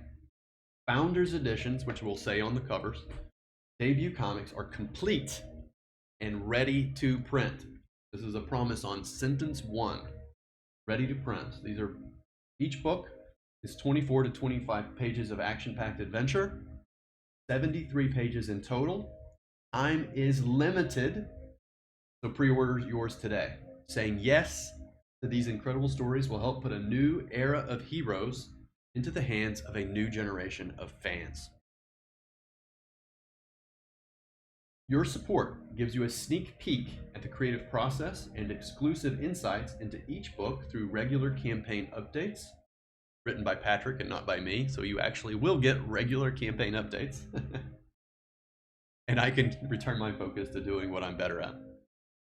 Upgrade your order at checkout with a host of great add-ons like t-shirts, posters, and digital comics. All backers will receive an Allegiance sticker and a Founders Edition bookmark, so you will never get lost on your adventure.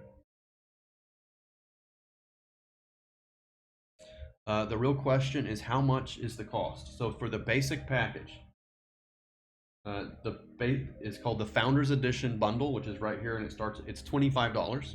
It's what's basically standard Indiegogo pricing, but for 73 total pages of storyline, not including the 3 pages of cover art and back matter that you'll get in the back of the book. So each printing will be a standard 32-page comic, but an exclusive printing to this Indiegogo. And it'll be an exclusive badging. So this is just for the people that want an early peek at these series. These will be probably a month after. I don't want to get it too, I don't want to say too much, but probably a month after these come into your hands, they will arrive in retail stores, including the Red Rooster. So the plan is to get these in your hands, and then the next month they're ready for retail. So you guys, this is basically the sneak peek for the super fans. You get it a month early, you get a special printing, you get special swag like the bookmark and the sticker at base. So let's open, since that was the question, that's what we're talking about. We'll look at the Founders Edition bundle with the $25 starting price for 73 pages of adventure, which is I think on par, if not a little better than what some other campaigns are. Of new storylines, so there's no reprinted material here. Your journey begins here. Founders Edition bundle. Grab all 3 exclusive Founders Edition comics, the Allegiance sticker, and the Founders Edition bookmark with the Founders bundle. That's too many Founders. I'm gonna have to edit that. Upgrade your order at checkout with a host of exciting add-ons like extra copies, t-shirts, signed comics, and much more. Included items: Bass Reeves comic, Nora's Saga comic, and Futurist comic. And it says it ships worldwide, so I'm not in charge of the shipping. Yes, retail after this. So we're doing Indiegogo and then retail. This is a special preview set, and then we are launch. Allegiance. This is the Allegiance launch, everybody. This is a big deal for us. So I really hope you guys are excited, and I want to give you guys the tools to be able to share this with your friends and get your friends excited. It could be as simple as you can drag off these posters that we made here. These are just little PNGs. You can see this. So you can drag these off and share them with friends. So let's start here. Let's get back to the body of the copy, and then we'll go back to the tier. All 3 books for $25. This is awesome. Boom! Yes, I'm glad you're excited. That's 73 pages of brand new exclusive action just for our Indiegogo super fans. So I'm glad you're very excited about it. Wonderful, wonderful, wonderful, wonderful. That's my great delight. All right, so we have these posters and our tagline at bottom here. So let me go back to the intro copy. So this is the basic pitch of the campaign here. We wanted to keep it very, very simple. The promise on sentence 1 that these are ready to print, meaning I have the covers, all the art done, and we might be at like 99% on launch day. And if so, I'll be clear about it. I'll be very clear about it. But the goal was to get them done. And in fact, I want to send them out. I want to send some PDFs out for preview because I want a few influencers to read them, and I want them to be able to tell you guys how freaking awesome they are, because they are awesome. And I have every confidence that every reviewer will agree with me that these are incredible comic books that are well crafted and primed for priming people for new ongoing series. All right, so in the second sentence of the body copy is another important thing. We're talking about what you get. what you get out of this campaign. This is a sort of a second promise to backers. So we're going to get you sneak peeks at the creative process and insights into each book through regular campaign updates handled by Patrick and not by me. So the Red Rooster situation won't happen again. The editor-in-chief actually will write the campaign updates, which is sounds appropriate actually. I'm the chairman and CCO and an artist, and my concerns are a little bit different. Upgrade. Now this is an important aspect of our campaign. So Indiegogo helped us with this a little bit, and they gave us some advice at least. They encourage us to embrace add-ons. And so that's what we've done. We've created, if you go to checkout, there'll be a host of different add-ons you can add to your order, and that will include digital comics. You can add a t-shirt, you can add a poster, you can add one extra comic, you can add a bundle of comics. So there's all these ways to customize your order. So it's almost like buying an Apple Watch, right? You got the 3 Apple Watches, the Sport, the regular, and the aluminum, but then you can customize your band. So you can mix and match. This is sort of a mix and match like an Apple Watch type of purchase, I suppose. You start with the basics and then add on an extra of futurist copy if that's your favorite book or your most anticipated book, or you can add another bundle, or you can just tailor it to be just a futurist specific thing. So, but we're going to have t-shirts, posters, and these comics, and then we'll have signed book plates, and then we're going to have the bookmark and the sticker. And it's fairly simple. It's like 7 items, but you can mix and match it any way you want. So that way, if you want, you know, you want a Nora t-shirt and a futurist t-shirt, well, we've got the package for you. So there's just a lot of ways to customize your order, and that's just something we're also pretty proud of. It's like buying an Apple product, but you don't get screwed. Hey, I like most of my Apple products. Most of them. Where's the link? Okay, John, there's no link yet. This is the preview. So up here on the left, it says draft campaign. So this is the screen I've been looking at for the last 3 weeks as we've been building this. And it has taken a lot of effort between myself and Patrick and Kristen and Elizabeth as well to get this organized. A lot. I mean, we're thinking through everything in advance. So it's launching. I'm going to put this again, October 7th at noon. Thank you, John. October 7th at noon. And we're going to have a link for everyone tomorrow. The social media campaigns for Allegiance will begin putting the word out, and we're going to send people to the campaign preview next week so they can sign up for their emails to be notified of the launch. Want link? Give me link. I get it tomorrow. Okay? Tomorrow. We will have a link for you tomorrow. John, appreciate it. I appreciate your enthusiasm. But we're going to be counting on you guys to pass the link around and get people to sign up, be notified of the launch, and then share. All right, so let's look at the rest of the body copy and the tiers. So you scroll on down, and we've got 3 pitches. We've got leading with the futurist, which I think is our big sell. So separated by war, united by a curse. That's its simple tagline. So that's if you want to share this with people, you can pull this off the campaign and zip it off to someone. I'm making it very easy for everyone to pitch this to a friend. That was a big goal. We're selling 3 books in a bundle, as well as t-shirts and posters and other perks. So I want this to be very clear and legible and easy for you guys to help us sell. So here are some critical images for the campaign. Then the creators that worked on this project: Butch Geis, Patrick Stiles, Rick Magyar, who helped on ink assists, and then myself and Elizabeth, who colored this particular issue. And we are passing off the coloring to another person for issue 2, so that we can focus on the Rooster book. The Futurists. This is the pitch. 1866. Stricken by an insidious curse, 3 outrageous egos race to unearth the mythical lost city of Shambhala.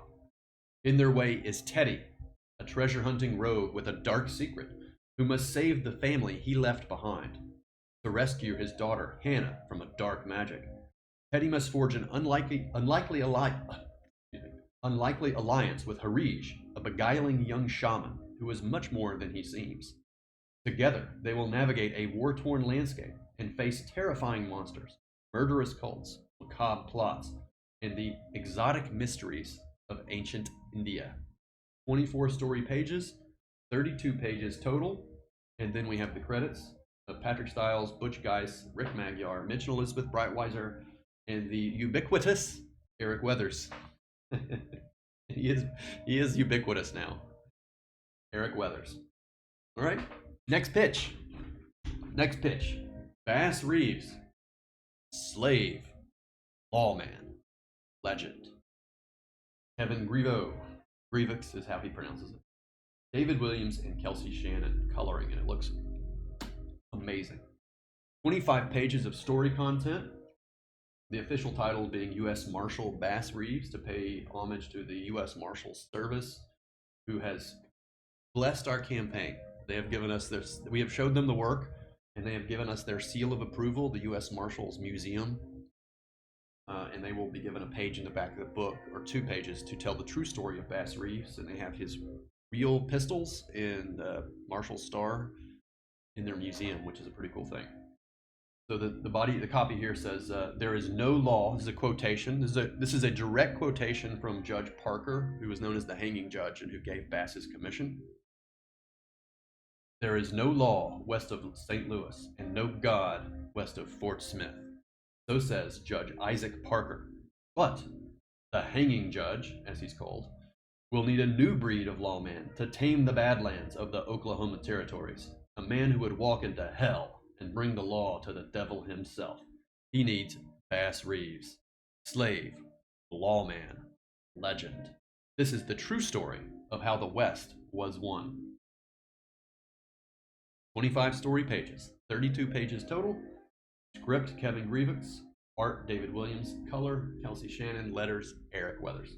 All right, on to Nora's Saga. Nora's Saga, this is a fun one. From gym class to warrior class. Patrick made that up. Patrick came up with all those taglines. They're all very good. 24 pages. Blake Northcott and the also ubiquitous Kelsey Shannon. Look at this. Look at this panel. I love it. I love that third panel. And a bit of a different cover layout here. I designed these posters for the project, and this was my favorite one to do because of all this negative space here, which is absolutely beautiful. And then closing on this shot at the end of Nora making the body language. Kelsey Shannon, my God, dude, look at this. Look at this drawing. The body language on Nora and her dad and his even the chair has an expression. The chair looks lived in. You can tell it is Dad's favorite chair. Kelsey absolutely rules. Yes, I totally agree. The body language on this shot is freaking incredible, and it as a poster element, it worked absolutely beautifully because it lets you know. You get to know right away. So panel 1. Here she is in a moment of vanity, taking a selfie of herself. This is Nora. And then here she is in panel 2 as she's clearly first day in school shot, right? With her name on the board, she's embarrassed. Here's panel 3, this intimate moment with Dad, with the light, morning light coming in through the window and all this these cool elements of Nora's life in her posters and artifacts on the wall and hockey stick. And then this beautiful cover with all this negative space, and then this punch at the very end of this appeal from Nora to her father, and it lets you know that this is a story about a family, an adventure that has a lot of heart, and I'm so proud of it. Okay, so Nora's Saga. The copy reads, new school, new world, literally. Sassy, book-smart Nora Carlson's quest to fit in becomes an epic of survival when a freak accident thrusts her into a realm of ice and Norse legend.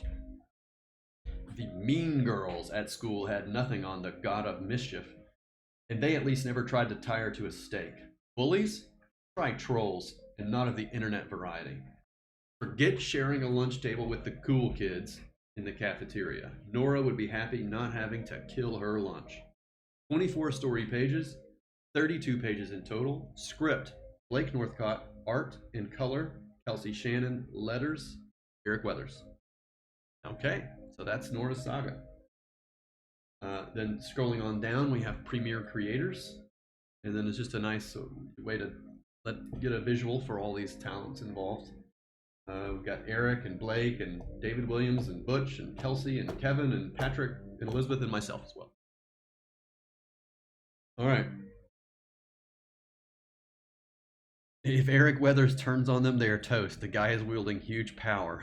Yes, he's the he is. He's wielding huge power, and I hope we have honored his commitments to all these projects appropriately on this campaign page.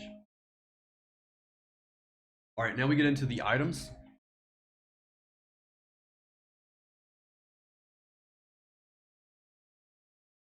Yes, when is Red Rooster coming out? I'm back on Red Rooster as soon as this is launched, and I'm done coloring this issue, or we are done coloring this issue, and then I'm back on Red Rooster full-time Nightblade. So we've been addressing that throughout the chat here today. And then I'm on it. I'm basically passing the allegiance baton to our editor-in-chief and our staff. And then I'm back on it full-time. And believe me, it is my heart's desire to return and to pass this baton and give birth to this thing that has been in our collective belly, mine and Elizabeth's, for the last year. All right, so tantalizing perks and add-ons. There are dozens of ways to customize your adventure. Start with these exclusive Founders Edition comics. So then we've got a picture of the 3 comics and the Founders Edition label. So that's where you start. Below that, it says add a +2 to your charisma with hero t-shirts by designer Chris Kendrick. Chris has been our hero designer. He's been amazing. A local talent here in Little Rock. And he's done a great job. So he's really helped me get this across the finish line. I created most of the design, the pathways for each design, but then I really needed help seeing them all the way to the end, and he was the perfect person to do it. Is executed very, very nicely. And he's working on the hero t-shirts are being worked on right now. Chris is designing them, and they're going to be truly special. And we hope that you will love them. I'm sure you will. All right, then we scroll on down. We've got you covered, 13 by 19 hero posters, 1 for each project. And you'll be able to mix and match these. So you can mix and match your comics and your poster and your t-shirt a little bit, and to customize the order the way you want it. Also, let me get this. Let me go on down here. Our gift to you, this is the gift that everybody gets. Every backer for this campaign will get a Founders bookmark, which is going to look sort of like this, in an Allegiance sticker for you to put wherever you want, on your laptop or, you know, wherever you put stickers, on yourself. Okay, another thing we're embracing next is stretch goals, but I want to tell people a little bit, because most of you guys are Red Rooster backers, and we wanted to do something very special. Red Rooster has nothing to do with this campaign at all. This is an Allegiance campaign, although Allegiance is the owner of Red Rooster. But for Red Rooster backers, we are going to send you guys a secret perk in a campaign update for Red Rooster. So there will be a gift.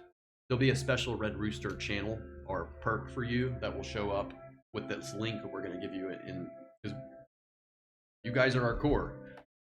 We value you greatly, which is why we spent nearly $1,000 sending, which I probably shouldn't have said out loud, but sending all those postcards is because you guys are freaking important and special, and are the foundation of everything that we're trying to build. So you guys are going to get a special, if you're a Red Rooster backer, you'll get a special update with a link that takes you to a secret perk version of this campaign, and we'll get you a special Red Rooster gift. So look for that. I'll send it probably launch day. Well, definitely launch day. I'll probably send it at noon, or like 1 minute before. Yeah, we're embracing all the tricks. So we're doing secret perks, we're doing add-ons at checkout, we're doing we've got a few other secret perk tricks we're going to be doing as well. We're doing everything. We're using everything that Indiegogo has at its disposal. We turned this website completely upside down and are exploiting every single inch of it. So, all right, so let's scroll on down here. These are some of our early stretch goals that you guys can look at. It says celebrate campaign milestones. No telling what the perk is. Yeah, sure, I can tell you. So right now, it's the perk is a Red Rooster bookmark to match the Founders Edition bookmark. That's what it is right now. It is subject to change slightly, but we felt like that was a nice extra little gift.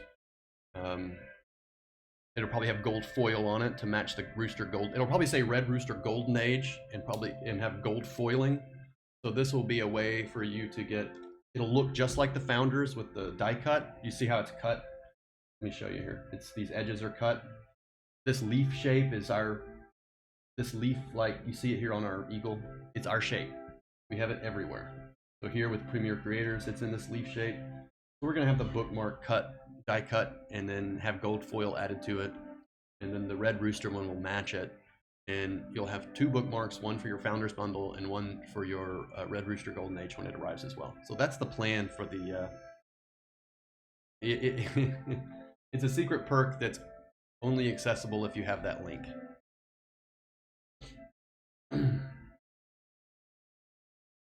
Okay, so here let's go back down to stretch goals. We got some fun stretch goals planned, and I've created these really, I think, are fun stretch goal graphics that will be unlocking throughout the campaign. And so the first one, it says celebrate campaign milestones, unlock new stretch goals. So if you guys will help us participate in this, we're gonna have stretch goal 1. These are also subject to change at launch. 90K stretch goal, leaked 9 preview pages, 115K stretch goal, gold foil book plates. We'll talk about the book plates soon. 150K question mark. So we'll reveal these and as we roll through the campaign. Pete Mack asked, what kind of paper will the comics be printed on? Not newsprint. So we have contacted an experienced comic book printer in North America to do our stuff. So I'm fairly confident that we'll be able to get that we'll have the time to get maybe some preview copies. I sent them samples of what we wanted, and they can provide it. So we based it off of some of the stuff we did with Kirkman over on Skybound, some of the paper that they used, which we always liked. But we do have a printer who has a North American printer who has a lot of experience in comics. So I think we'll be good. Hopefully no snafus there. All right, so let's get on down to the bottom. We're at the bottom of the page. And then we have this little message from Allegiance in the footer. This is just kind of for our corporate stuff. And then a little note from us that says, world-class art and great stories are the heart and soul of Allegiance Arts and Entertainment. We're incredibly proud of what this team has accomplished, and we hope that you'll join us for the adventure ahead. This is only the beginning. And then we have our website, allegiancearts.com, which is coming online this week. And then we have a list of our team, our team here. So founder, chairman, CCO, CEO, editor-in-chief, VP of sales, our publishing, and then Chris Kendrick, publicist, campaign manager, Kristen, all listed there. Then we have this really cool footer that Chris designed for us, Chris Kendrick. Beautiful. Look at that. Isn't that amazing? And then we have some recommendations at the bottom. I want you to buy Flying Sparks. And that looks cool. Fantasy graphic novel? Funded.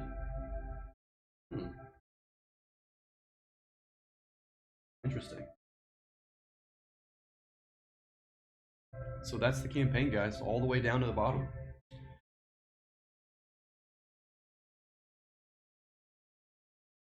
Said North American. Well, I think it might be Canada.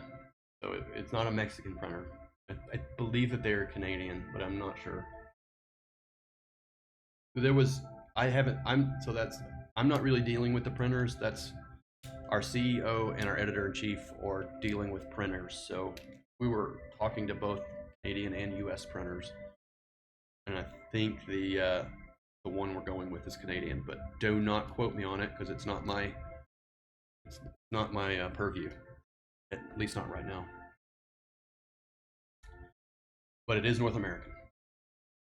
All right, let's take a look at the tiers if you guys don't mind, and let me get your thoughts on these, and I'll walk you through a purchase and show you how the add-ons work. So let's just start. I'll do an overview.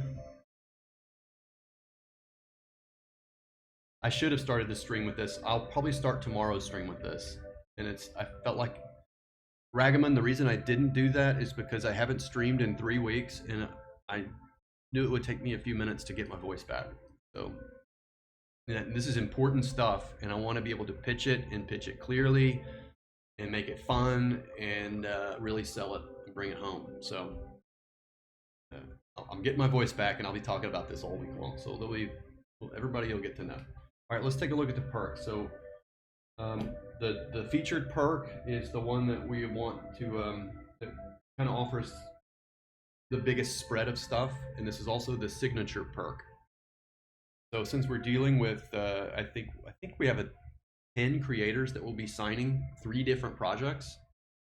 It might be 11, 10 or 11 creators signing 3 different projects. It makes signatures just a little bit more complicated to achieve in this, and so we are using something that was used on Criminal when Elizabeth worked with Ed Brubaker and Sean Phillips on Criminal. They had something called book plates, signature book plates. So this is a pretty common thing to do in the broader book world, and it's not uncommon in comic books. We're going to have beautiful, archival, nice, like probably gold foil. If we hit our stretch goal, there'll be gold foil book plates, one for each comic book, and those will be shipped out to the talent for them to sign. They're going to look good. They're going to match your Founders Edition books with the Founders Edition labeling and the Allegiance logo, and then the book logo, probably all in gold foil. And then those are going to be shipped out for artists to sign and writers to sign. And that's going to really, really, really make things more efficient for us and easier to package. They're just easier to ship around and easier for the talent to deal with.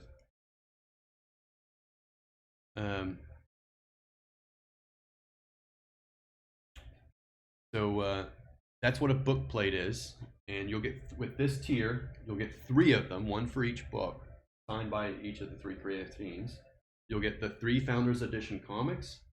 You'll get the bookmark and the sticker, which is everyone's gift. Everybody will get the Founders Edition bookmark and the sticker, the Allegiance sticker, and you'll get all 3 of the 13x19 posters. So it's a hero poster for each title, and they're all really pretty cool, in my opinion. It's art that won't be featured elsewhere. So they're actually going to be quite exclusive. We're not going to use this art on other books as covers or anything. So this is going to be pretty exclusive poster art. So you'll get 3 posters, the 3 books, and all 3 book plates signed by everybody. I believe this is 11 creators. Let me think. 2, 3, 4, 7, 8, 9, 10. I think it's 10 creators. So 10 creators total. So you'll get 10 autographs. And that's what this one is. This is the featured tier. All the signatures, all 3 books and all 3 posters. And then from here, you could actually go to checkout and add a shirt, and we'll show you how that works. Somebody had Matt V says, if possible, the complete and ready to print should be highlighted in red. It's not possible, because I would, believe me. This needs to be stressed, not to have that disappear in the wording. So what we've done is we've made them bold and fully capitalized. Maybe I should make it italics. Just I'll look at it, and I will repeat this probably in other places within the campaign as well, because I'm with you. It is very important, and it's the kind of promise that we want to make to backers and fans, especially Indiegogo customers, every single time. I think it's a game changer for Indiegogo, in my opinion. You guys helped us when we first started this a year ago. It was like, dude. Ethan was scared. Elizabeth was scared. I was scared. Uh, everybody was scared. We were venturing into the unknown with products that we were just getting off the ground with our backs against the wall. So you guys remember what it was like. Many of you were there. And so now it's all the lessons learned. We're doing it right. The books are done. These are simply just pre-orders for books that are finished. And I think, put it in a graphic. That's a great idea, Longbox. I think that is I think it's a worthwhile idea. Great. I appreciate that. This is why I come to YouTube. This is why this is an A-team meeting. Because I get great ideas like that. Elizabeth is listening too, and so don't let me forget, Elizabeth. Let's make a graphic that says complete, ready to print in bold letters. I love it. I love it. It's a great idea. Freaking great. Allegiance is ready. That's great. Okay, you guys are so smart. Allegiance is ready. Ready to print. Ready to rock.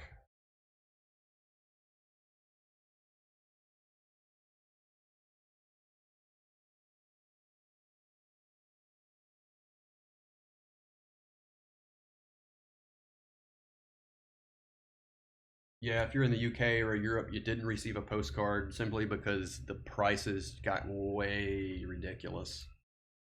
For Canada, we shipped them to a Canadian friend who sent them all out for us. Thank you. Appreciate that. So that saved us some money on Canada. But you know what? If we had a big fan that wanted to take it upon themselves to disseminate postcards in the UK, and we had a channel that would do that, which I think we could probably find, and then offer, obviously, a little cash for their time, then that's a logistic that could probably work for the UK next time around. We're actually out of cards now. We have maybe a dozen left, so there's not really enough to spread around. But next time I will do the card thing again. The postcard thing was a huge success. We will do it again, and we'll make sure we get them to UK through a channel like that. Okay, so let's look at the tiers. So that's signature edition. That's the primo. That is the primo bundle, signature edition bundle.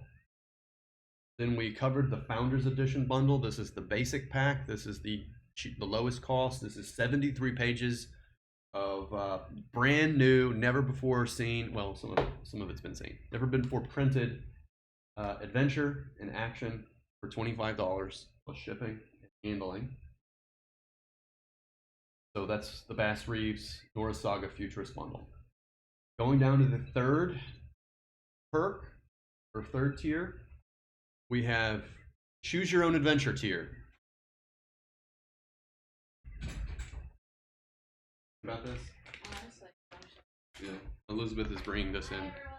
You want to come and say hi? Okay. She's not going to come and say hi, but that's okay. She's not dressed appropriately, but it's good with me. Anyway, this is from the art auction the other night. The gentleman that is very patiently waiting on this, it is getting done.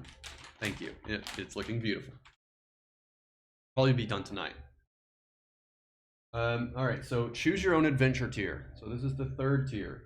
The price is $40 on this tier, and this is a tier where you can customize your order in whatever way you want it. So this is for the person that wants maybe a Bass Reeves comic, a Bass Reeves t-shirt, but really would like to have the Norse Saga poster or whatever, right? So you can mix and match. You get one t-shirt. Here, I'll click it. Oops. Yeah, I'll just do that. This brings you to the checkout page. So you can select here, you can select your poster. So you can select a Futurist poster, a Bass Reeves t-shirt, size extra, extra large, or as I like to call that, size pie. This is for the pie eaters. And then I've got choose your comic book. So you can select which comic book you want. You might want the futurist comic book. And there you go. You get one of each. So that's the choose your own adventure tier. And then scrolling down here, we've got 3 tiers that are kind of the same. And this is called, these are our team, we call these team, #team packs. So we have Team Nora bundle, Team Futurist bundle, and then the Team Bass bundle. And so the idea behind this is you get to like support which hashtag team you're on. We get a chance to show off some really cool artwork, and this really channels people into like just something that they love. So if you don't really care about anything else, but you're a futurist super fan, you can start here, and this gets you some special stuff. So let's look at the futurist one. All right, this is the Team Futurist perk. And it starts at $50, or yeah, it starts at $50, and you can add on at checkout. And we'll go and do that last. Run you through a checkout, show you how it works. So all you gotta do is select the size of your t-shirts. We're gonna select size pie, 2X. So now you've selected your t-shirt size. This pack includes, it reads, indulge in the Team Futurist Superfan Pack. 2 Futurist comics, that's 1 to read and 1 to stow away, or 1 to give away. 1 Futurist t-shirt, 1 Futurist poster, and of course you get the Futurist book plate, which will be signed by that entire creative team. So 2 comics, 1 signed book plate by Butch Geist, Rick Magyar, me and Elizabeth, and Patrick Stiles, and the poster and the t-shirt from sizes small to extra, extra large. So, and the thing about this tier is that you can go into the checkout and you can customize your order even further. So you can start with the $50 Futurist signature tier, or team pack as we're calling them, and then add on the other comics, more t-shirts, the other post, whatever you want. Whatever you want, it is yours. So, all right, so that's the team pack. Then we have 3 more tiers down here that are also the same, and these are Gallery Giclées. So then let's look here at the Futurist one. So it says on the side, on the bar here, it says signed and numbered, just so that everyone knows that these are signed and numbered Giclées, which is basically a fancy way of saying it's an inkjet print, but with on high-end Epson or HP, 7 ink color process printers, and on archival cotton fiber papers. So these are going to be very special, very expensive to manufacture. The paper is expensive, the ink is expensive, the quality is unparalleled. We've made prints like this before. These are the kinds of prints that James Jean makes, if you're familiar with James Jean's work.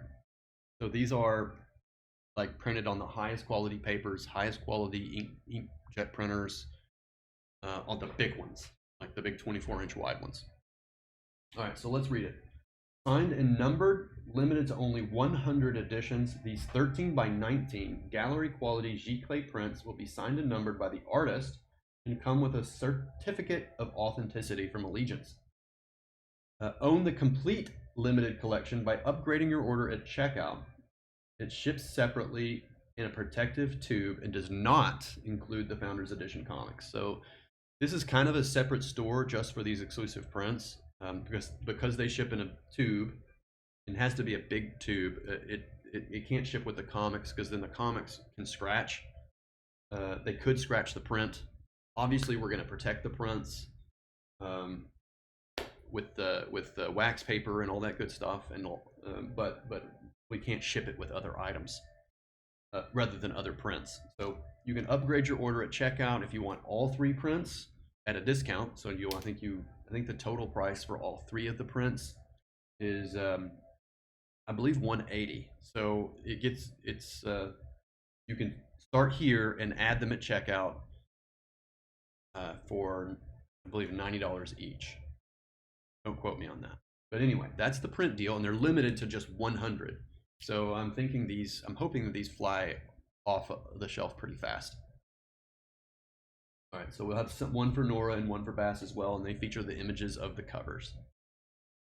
All right, we've got 3 tiers at the end, and these are the fun ones. These are the kind of the gag tiers. And they fit together. So we've got Become a Viking, tier 1, it's up here on the top right, and that's $1,500, and this is, I'll click it, it says the ultimate LARP. Be drawn into Nora's saga as a Viking by the great Kelsey Shannon. In this pack, you get your name and likeness, adapted to be a Viking in Season 1, Episode 3 of the upcoming Nora's Saga comic book. You will receive 25 signed copies of the edition. So these will be signed by the artist of the copy that you are featured in. See the frequently asked questions section for details and limitations. So obviously, you know, there are some limitations to this perk, but it's a goofy perk. So you can be drawn by Kelsey Shannon into Nora's saga as a Viking. And there are 3 available here. So there are 3 of these available. And going on down, we have the second to last tier. This one's called Be Killed by Butch Geis. So this is a fun one. And there are 2 options here, and the cost is $2,500. And so they get more exclusive as we go down. Be Killed by Butch Geis. Death by magic, pistol, or by sword. You decide. And you actually get to decide in the checkout selection. Yeah, I'll check it. You get to pick it right here. Death by sword, death by magic, or death by pistol. So meet your doom, it says, at the hands of comic book legend Butch Geis in a future episode of The Futurists. Your name and likeness will be adapted to a character being killed in Season 1, Episode 3 or 4, and you will receive 25 signed copies of the edition. See frequently asked questions section for details and limitations. And obviously this doesn't come with comic books either. This is a separate special perk. It does involve some shipping, but the shipping here will be free. We're just gonna, because the cost is, the shipping built into the price, I would say. So you'll get your $25, you'll get your 25 comic books without having to pay extra shipping. Okay, so that's Choose Your Death by Butch Geis. And the last one, and this is a 1 of 1, very special, $3,000 tier. Only one will be claimed. And this is Be Arrested by Bass Reeves. Legendary lawman Bass Reeves made over 3,000 arrests, it says. Now you get your chance to be drawn down by the West's greatest lawman. Get your name and likeness adapted to be a villain. In Season 1, Episode 3 of the upcoming Bass Reeves comic, you will receive 25 signed copies of the edition. See frequently asked questions for the details and limitations. So, Be Arrested by Bass Reeves, and that's sort of the ultimate allegiance experience.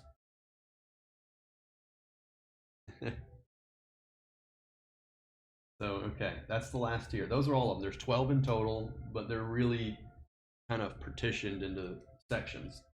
The bottom 3 being the likenesses, the penultimate 3 being the signed and numbered prints, and then the middle 3 being the team packs of Team Bass, Team Futurist, Team Nora, and then at the top you've got the basic packs, which are the signature bundle, Founders Edition bundle, which is a starter pack, and then the Choose Your Own Adventure for those that want to mix and match.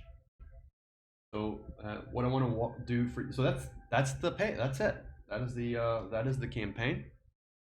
I'm going to walk you through checkout of the signature edition.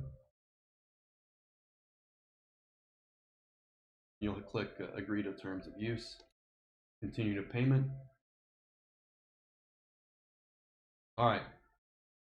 So some of this may be subject to change. So let me walk you through how the add-ons work. So we've selected the Signature Edition bundle, which is the featured tier. And what we do here is you have your deal here, got your subtotal here, and across the bottom you have these additional add-ons or perks that you can add to your order. So these are ways to customize and upgrade your order and tailor it however you want. Okay, so we'll start here with the very first one, and I'll just walk my way through. Digital upgrade. So this hopefully will be a no-brainer for a lot of people. This is just for $9. So $3 a comic book. You're gonna get a download code, probably through email, and you'll get basically a code to download all three of these as PDFs. You can have digital versions of all three of these comic books.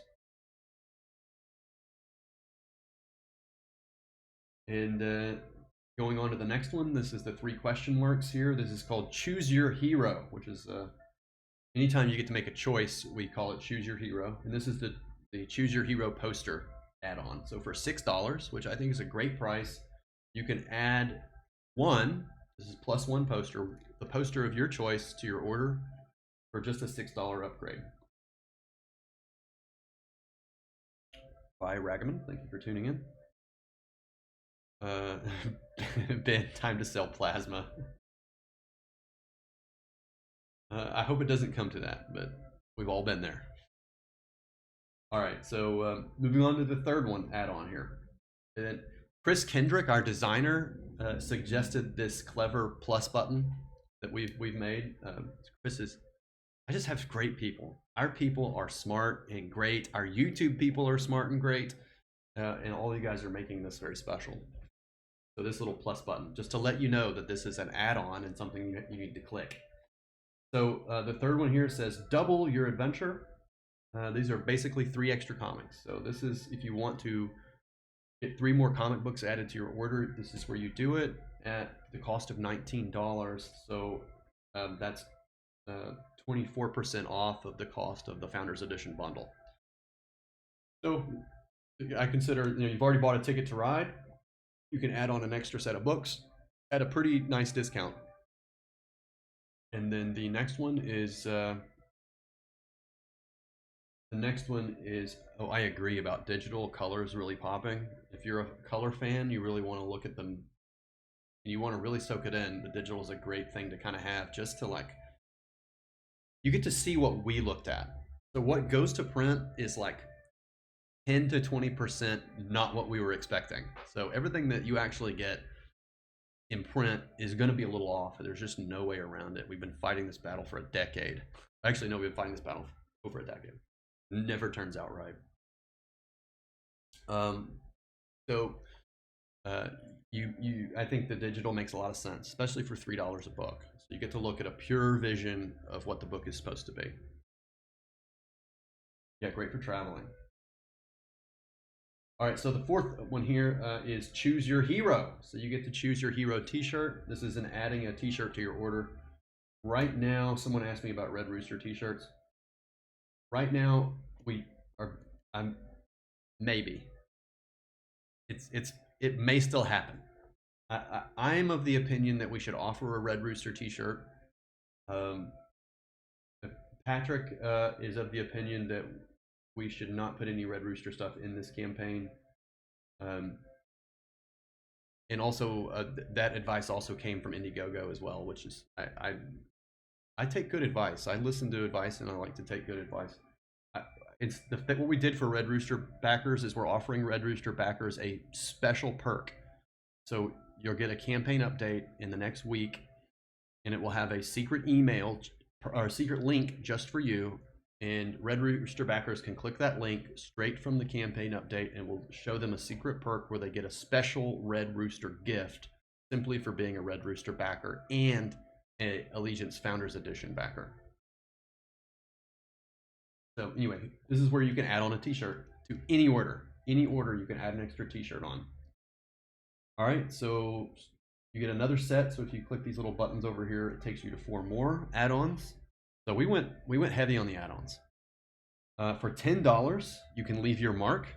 You get to This is called the founder's name inscription. So in the back of the comic book of your choice, you get to choose one of the 3 comics. And for the cost of $10, you get to stand up and be heard and let everyone know that you are a backer of these projects. And it says, be recognized for your support of great art and story. Select this perk to have your name printed in your favorite title of these exclusive Founders Edition books. Keep it clean, as we reserve the right to exclude offensive content. We're looking at you, Seymour Butts. All right, so that's that perk. For $10, you get to add your name to the back of the book.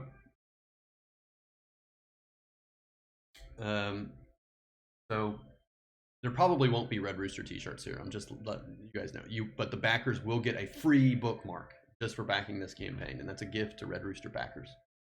And that was what we decided to do as a team. It's subject to change, but this is likely the final decision. All right, so going on to the next one. This is the family pack.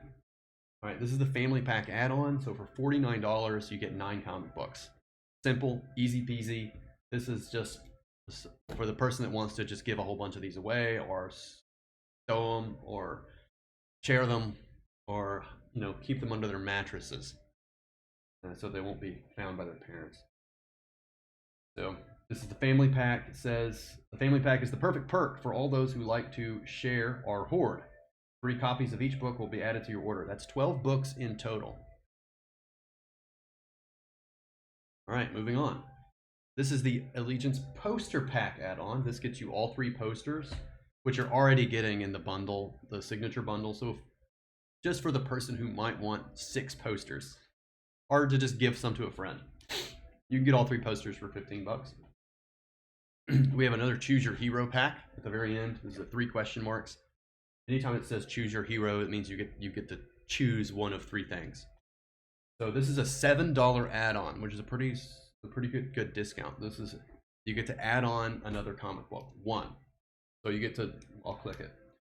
It says bring another hero home. Choose another copy of the comic books that you love the most. So this is for the someone who just might want more futurist or more bass, or just want to give a copy away.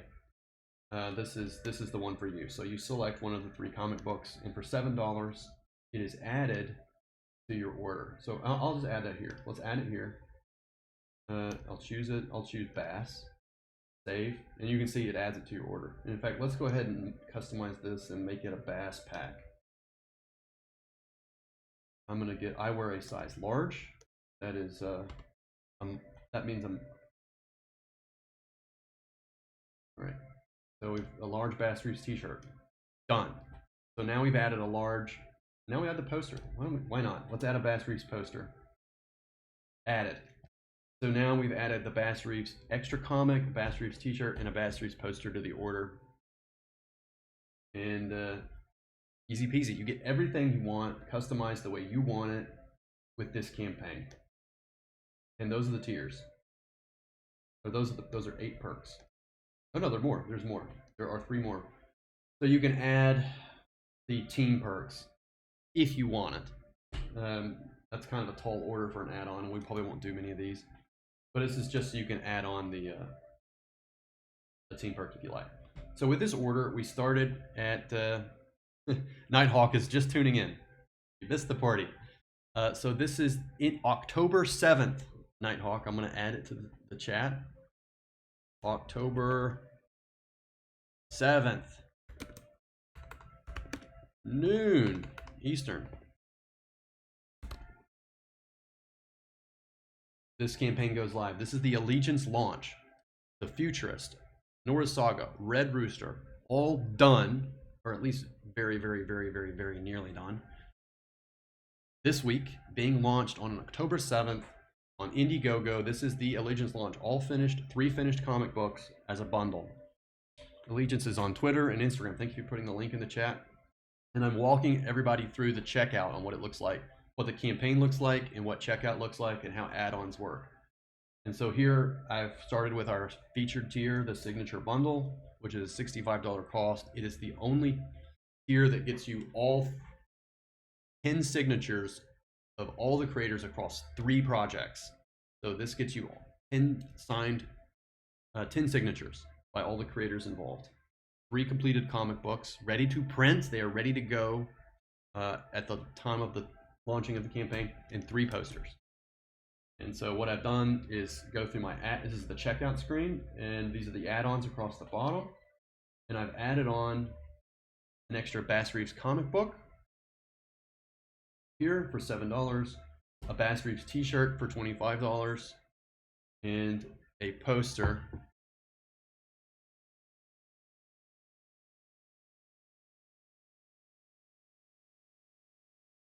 oh sweet.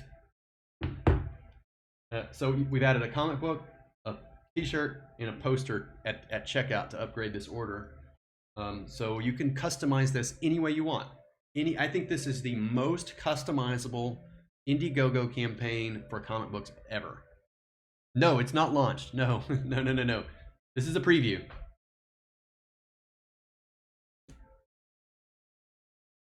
October 7th, noon, Eastern. This is campaign preview. This is preview. All right, the sword clear.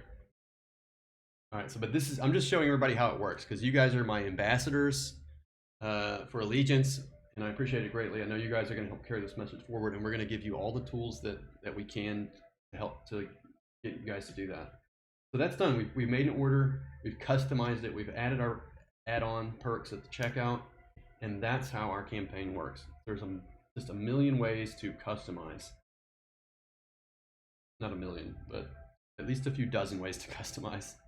Yeah, Kelsey's in the chat. He tells me to check my messages, which is nice because it says that he has the video. He's got some video to show. So Kelsey's working on the video for the campaign. So if you're just joining us, I'm going to reload this. Go sub to our Allegiance social media sites, Twitter, Instagram, and Facebook. We're going to be blasting this stuff out over the next week in advance of the campaign launch. And this is what it's going to look like, and this is what it says. It's a comic book bundle of 3 amazing comic books, and they are amazing. Look at this art. Kelsey's making the video. This is an all hands on deck event over the last 2 weeks, or really month. But over the last 2 weeks, it's been really hardcore. I designed almost all of this over the last 2 weeks, and I'm proud of the campaign. I'm proud of the whole thing. I'm proud. Patrick has been working on messaging. Kristen is working on logistics so that we know every time somebody makes a purchase, we know exactly how much it's going to cost us and how much we're going to make. This is a very thought through and robust campaign. There's dozens and dozens of ways to customize your order, and we're trying to make purchasing 3 books as clear and as fun as possible. And obviously it also doubles as an Allegiance launch and a way to get our sort of identify where our hardcore supporters and ambassadors and that's it. Yeah, well, thank you. Somebody said it looked really good. No, several people said it looked really good. Thank you. We got these cool, everything is nice and tidy, and we're all very, very proud of it, I must say. So again, just reading through Futurist, Norse Saga, Bass Reeves comic bundle. This is the Allegiance launch, folks. 3 exclusive blockbuster comics unleashed by fan favorite creators, a bold new era of heroes. Exclusive Founders Edition bundle. This is an exclusive printing, special for you guys. And I'm going to read through this the top copy again because there's some important stuff to get through in this very, very, very simple and elegant pitch that was really worked over by myself and Patrick. 3 teams of creators have poured their passion into exciting new adventures. These exclusive Founders Edition debut comics are complete and ready to print. Super important. We've learned a lot in the past year. So time is limited. Pre-order yours today. Saying yes to these incredible stories will help put a new era of heroes into the hands of a new generation of fans. Your support gives you a sneak peek at the creative process and exclusive insights into each book through regular campaign updates. Upgrade your order at checkout with a host of great add-ons like t-shirts, posters, and digital comics. All backers will receive an Allegiance sticker and a Founders Edition bookmark, so you'll never get lost on your adventure. And special for Red Rooster backers, you will get a secret perk that gives you a second bookmark that will be a matching Red Rooster bookmark, so that when your Red Rooster Golden Age arrives, you will have the Founders Edition bookmark and a Red Rooster bookmark for all of your Allegiance products. So I feel like on behalf of our entire team, I want to take a big bow. This is a lot of work, folks. I mean, the books, this is everything we've been working on.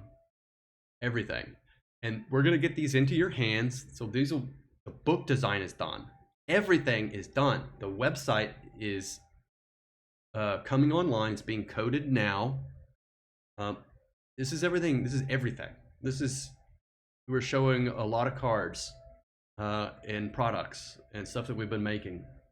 And stuff that we've been so passionate about, stuff that I had to disappear about for a while, stuff I couldn't talk about for a long time,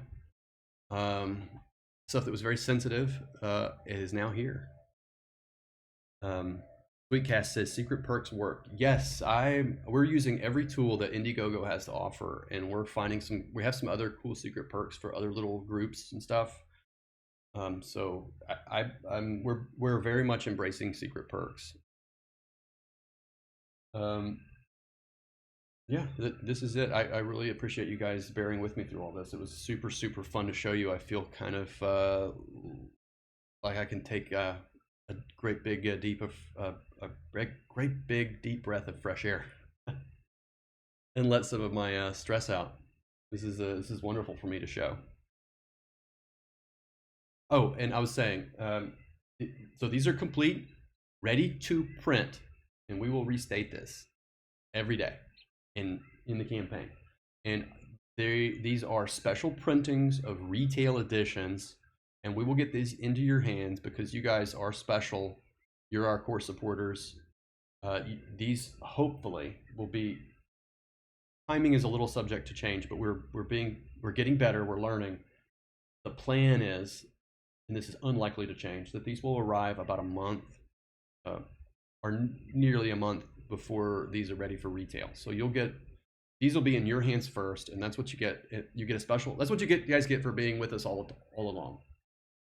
Special printings, and you'll get first look at everything, and then they'll be available in retail for about a month later, give or take, some days or weeks.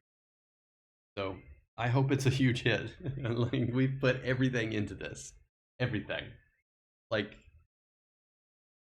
Literally everything has gone here. I'm not even joking. Like, this is it. This is the big one.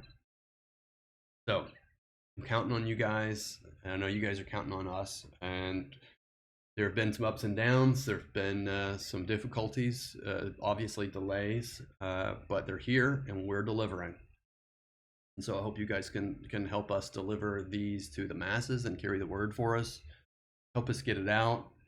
Use our hashtags. Share images that we're going to be posting on social media. And that's the story. I'm throwing the floor to the audience. You guys have any questions? Let us know. I feel like I've stated everything here. You guys have already kicked me back some really fantastic ideas that I love, especially the repeating the complete and ready to print line as an image graphic. I think that's a fantastic idea, especially at the bottom of all 3 books.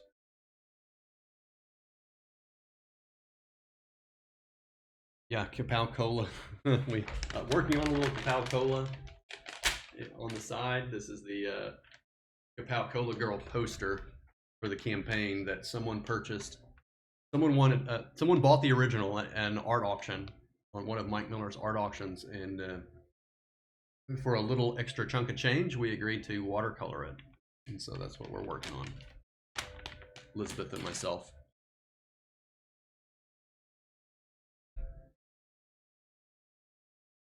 Everett Todd says, thank you for being so open with us. Well, it's definitely a fun experience doing that. A little nerve-wracking from time to time. It's a double-edged sword being this transparent, because I in some ways I definitely want to do business. That's private stuff. Like I want that. There's some things about business that are just gonna be private. The position, if I had my druthers, I probably would have built this a lot more in secret, but doing it in open, it was partly the position we were in by starting at Red Rooster unprepared and inexperienced, and but pursuing every opportunity that came across to build this dream essentially. And but there was a double-edged sword to it. I did feel the pull because there was mistakes happen, delays happen, plans change, new data comes at you. It's just things happen. Things take longer than you expect because you're way out of your depth and experience, and you're learning. So being so open has been a double-edged sword. Ultimately, I think we had to, and it was, I think, ultimately for the best. I think it will definitely end up best for everybody. Esoteric Independent Publications asks, will Red Rooster eventually get the singles treatment? Yes. It's all part of this. These are being worked on simultaneously. So the plan for Red Rooster is, it's part of why we're adding pages to it. The other part is we really pinned ourselves in about 6 pages too short, maybe 7 or 8. But we knew that going in. But now we have the luxury to expand it. Yes, it's coming along as well. So again, another part of the double-edged sword is being so open is people have expectations that these things are created very quickly. Old-time comic book people know that this takes time, and it takes even more time to do issue 1s.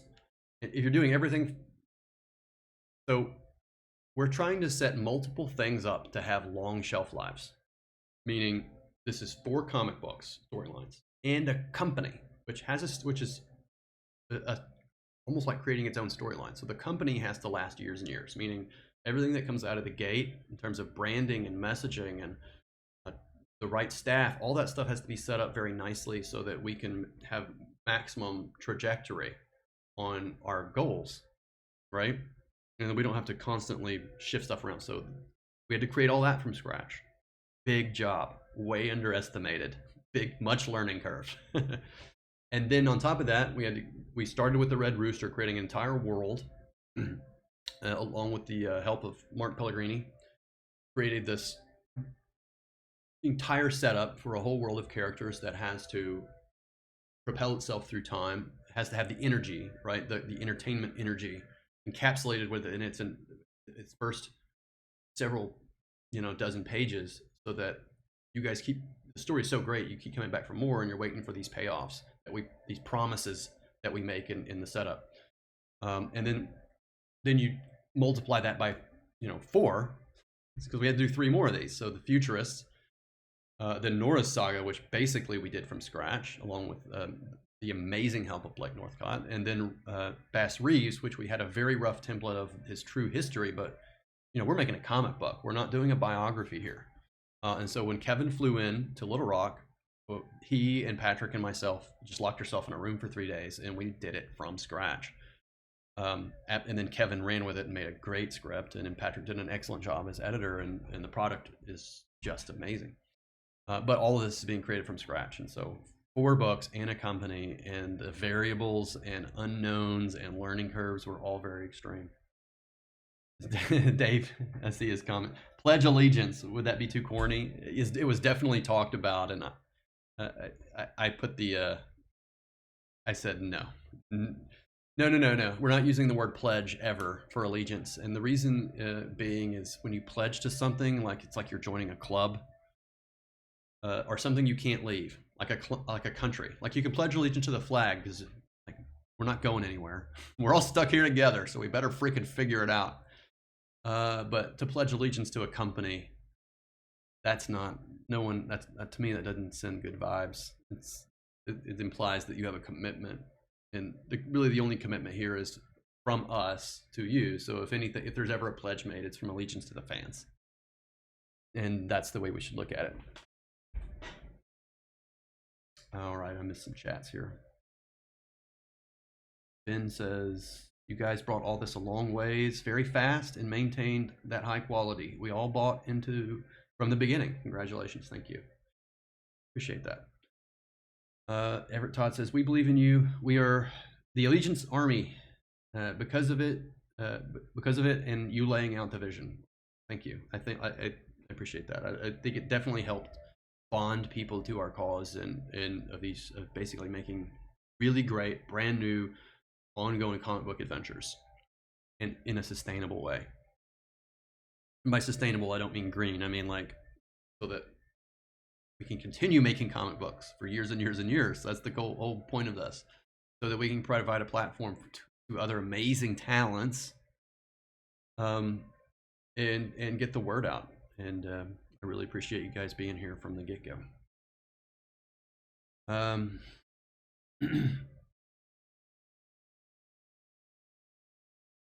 Everett Todd says, not really any more than you calling fans an army. Oh, that was in relation to pledge allegiance. Yeah, I don't know. Allegiance Army is kind of a fun way, so long as we keep it playful. Army has a the word army has a specific connotation of break things and kill people, which isn't exactly all of our collective goal, but we may break a few things and kill a few people in the comic book, so maybe it works. We're certainly going to have a lot of fun together. Rome wasn't built in a day, says Esoteric Independent Publications. Good things come to those who wait. And I think these are very good. I can't wait to share these PDFs with some people, including Sweetcast, who's in the chat. I'd like to send him PDFs. He asks Sweetcast asks, how am I marketing this? So this is a we are marketing this a number of ways. We're going to be pushing this heavily on Instagram, which was successful. Allegiance has a Twitter, an Instagram, and a Facebook profile. We're going to be pushing all those places, primarily pushing ad stuff through Instagram, which was very successful for me on Red Rooster. Obviously, we're incentivizing our creators to help us get the word out, so we'll be relying on their hardcore fan bases too. Hopefully they'll be interested in participating in these products and properties. And I'm going to be on YouTube making the rounds. Sweetcast has already invited me on his show, and I'll need to respond to you, and we'll do that definitely. So I'll make the rounds and do some interviews. We'll have our website up. We are definitely focusing on secret perks. So we have some sort of hidden top secret marketing things in our quiver that involve secret perks, targeting, like what we're doing for Red Rooster backers to give them a gift. And so finding groups and offering them something that is tailored specifically to them. So that's one way we're marketing. Got and a few other ideas. And we're open to more, because seriously, if you guys have a genius marketing idea, leave no stone unturned. I've said that a lot over the last many weeks as we're putting all this together.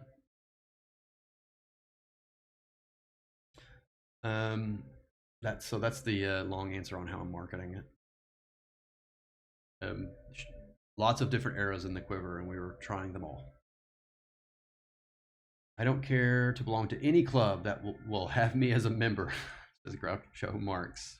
Groucho Marx, put my Mark B. Rainbolt, a YouTube stream with some of the production staff would be great. I agree. I'd like to get Kelsey up here again, and maybe we can. Well, I guess we could live stream separately. We'll have a big launch thing. I need to be on YouTube all day on launch day, and bring on different people. Yeah, that's what we need to do. All day launch day. You guys want to do a 24-hour stream, and then I can bring in the different creators, or maybe I'll segment it into different segments, and then that way it's easier to catalog and find later. So I'll probably do a whole bunch of streams and maybe interview some of the creators involved and some of the staff, and that would be really cool for you guys to just put a face to a name on people that are helping do all this. So Chris Kendrick, our designer, Patrick Stiles, our editor-in-chief, and Kristen, who's doing office and campaign management and logistics. That would be really cool. Okay, great, settled, done. You guys I love that idea. Super great. Yes, show up on Doug's stream or Geeks and Gamers. Doug has been really kind and has been reaching out, and he's aware of this. I actually showed Doug this preview about a week ago, and he gave us some really great feedback, and I implemented some of it. So part of what you're seeing is informed by Doug's feedback here.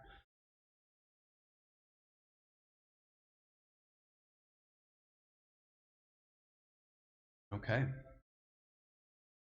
Yeah, I don't really know the Geeks and Gamers group, so what I could, you guys, what you could do is not spam, please. Not really looking for spam, but maybe get the word out on some of these friendlies. I guess you could call them friendly YouTube channels, or all YouTube channels really, because we're not really playing the team thing. We will sell a comic to anybody. In fact, I would love to sell a comic book to an SJW. In fact, I'd love to sell 10,000 comics to 10,000 SJWs. Maybe we can actually win some hearts and minds here. So if you guys want to not spam, but casually mention around that we have some cool stuff going on here, and that our campaign is live and is going on live soon with these fantastic creators, that would be helpful. So things like Geeks and Gamers, I guess I could probably get a hold of them through friends of friends, like Ethan. I don't know who else knows them, but I am not in all the mix all the time. Mike Miller may be connected. See, I don't know. I may have watched one of their broadcasts. It's not in my regular. Mike is part of Geeks and Gamers now. Okay. Yeah, so maybe they'll do a solid. That'd be super cool. All good stuff. I'm probably people like that, like Geeks and Gamers and Sweetcast and maybe Star Wars Girl and a few others. I'd like to get some of these PDFs in the hands of. So if you guys have somebody like that you think if they'd appreciate copies of these, because they're great, and if they'll read them and they can get excited and talk about how amazing they are on their streams, that would be super cool. I'm not asking for. I want to ask people for a plug. Like I could just simply, for a product they can't see, I would love to just share these books with some people and just have them, if they loved it and they want to talk about it, great. If not, if they loved it and they don't want to talk about it, awesome. Then I just made a nice relationship with no commitment. And if they hated it and want to talk about it, I still get great press. But nobody's going to hate it. Maybe a few, but they'll be faking. John Malin, yeah, definitely want to talk to John Malin. Okay, good stuff. Bring it up to Real Clownfish TV. I've heard of them. I don't know anything. Nick Rakita, I don't know Nick personally, but I thought about the same thing. I'd like to get him some copies, and I'm always happy to talk to Nick. I love he's a great host, and he definitely talks to people that might be interested in this kind of stuff as a topic. And I'd love to talk to Nick sometime. Maybe we can, I'm putting this out there in the world here, see where it goes. And I'll write Nick a private message somewhere. Maybe he would want to talk about what it was like to do what we've done with Allegiance in terms of putting the legal structures around a comic book company. So the trademarking, the copywriting, the contract negotiations, how we deal with bringing a partner in who's a actual co-owner of the shares. So that's the kind of stuff that could be really interesting to Nick's audience. I don't know, but maybe we'll see. But he does have a big audience, and he is a good host. Love to talk to him. Rageaholic. Quarter Black Garrett. Yeah, I don't know those two, but would definitely be interested. Also might be interested, and you guys might help me target, like, because I'm not a big gamer. I mean, I love Dungeons and Dragons, but I just don't have the time to play it or the people to play it with right now. But like maybe some tabletop gaming groups or D&D YouTube stuff, which I'm not really a part of that culture, but I appreciate it. And I know those types of gamers and role players, they participate in a lot of crowdfunding projects, so they're used to crowdfunding as a mechanism for content delivery. So maybe you guys could help me pinpoint some of those types of groups. Doug is good friends with Nick. Excellent. Okay, well maybe I know Nick knows who I am, I'm sure. I've been on streams with him like months and months ago before he blew up. But yeah, I'll get a hold of Nick. Thank you. Good looking out.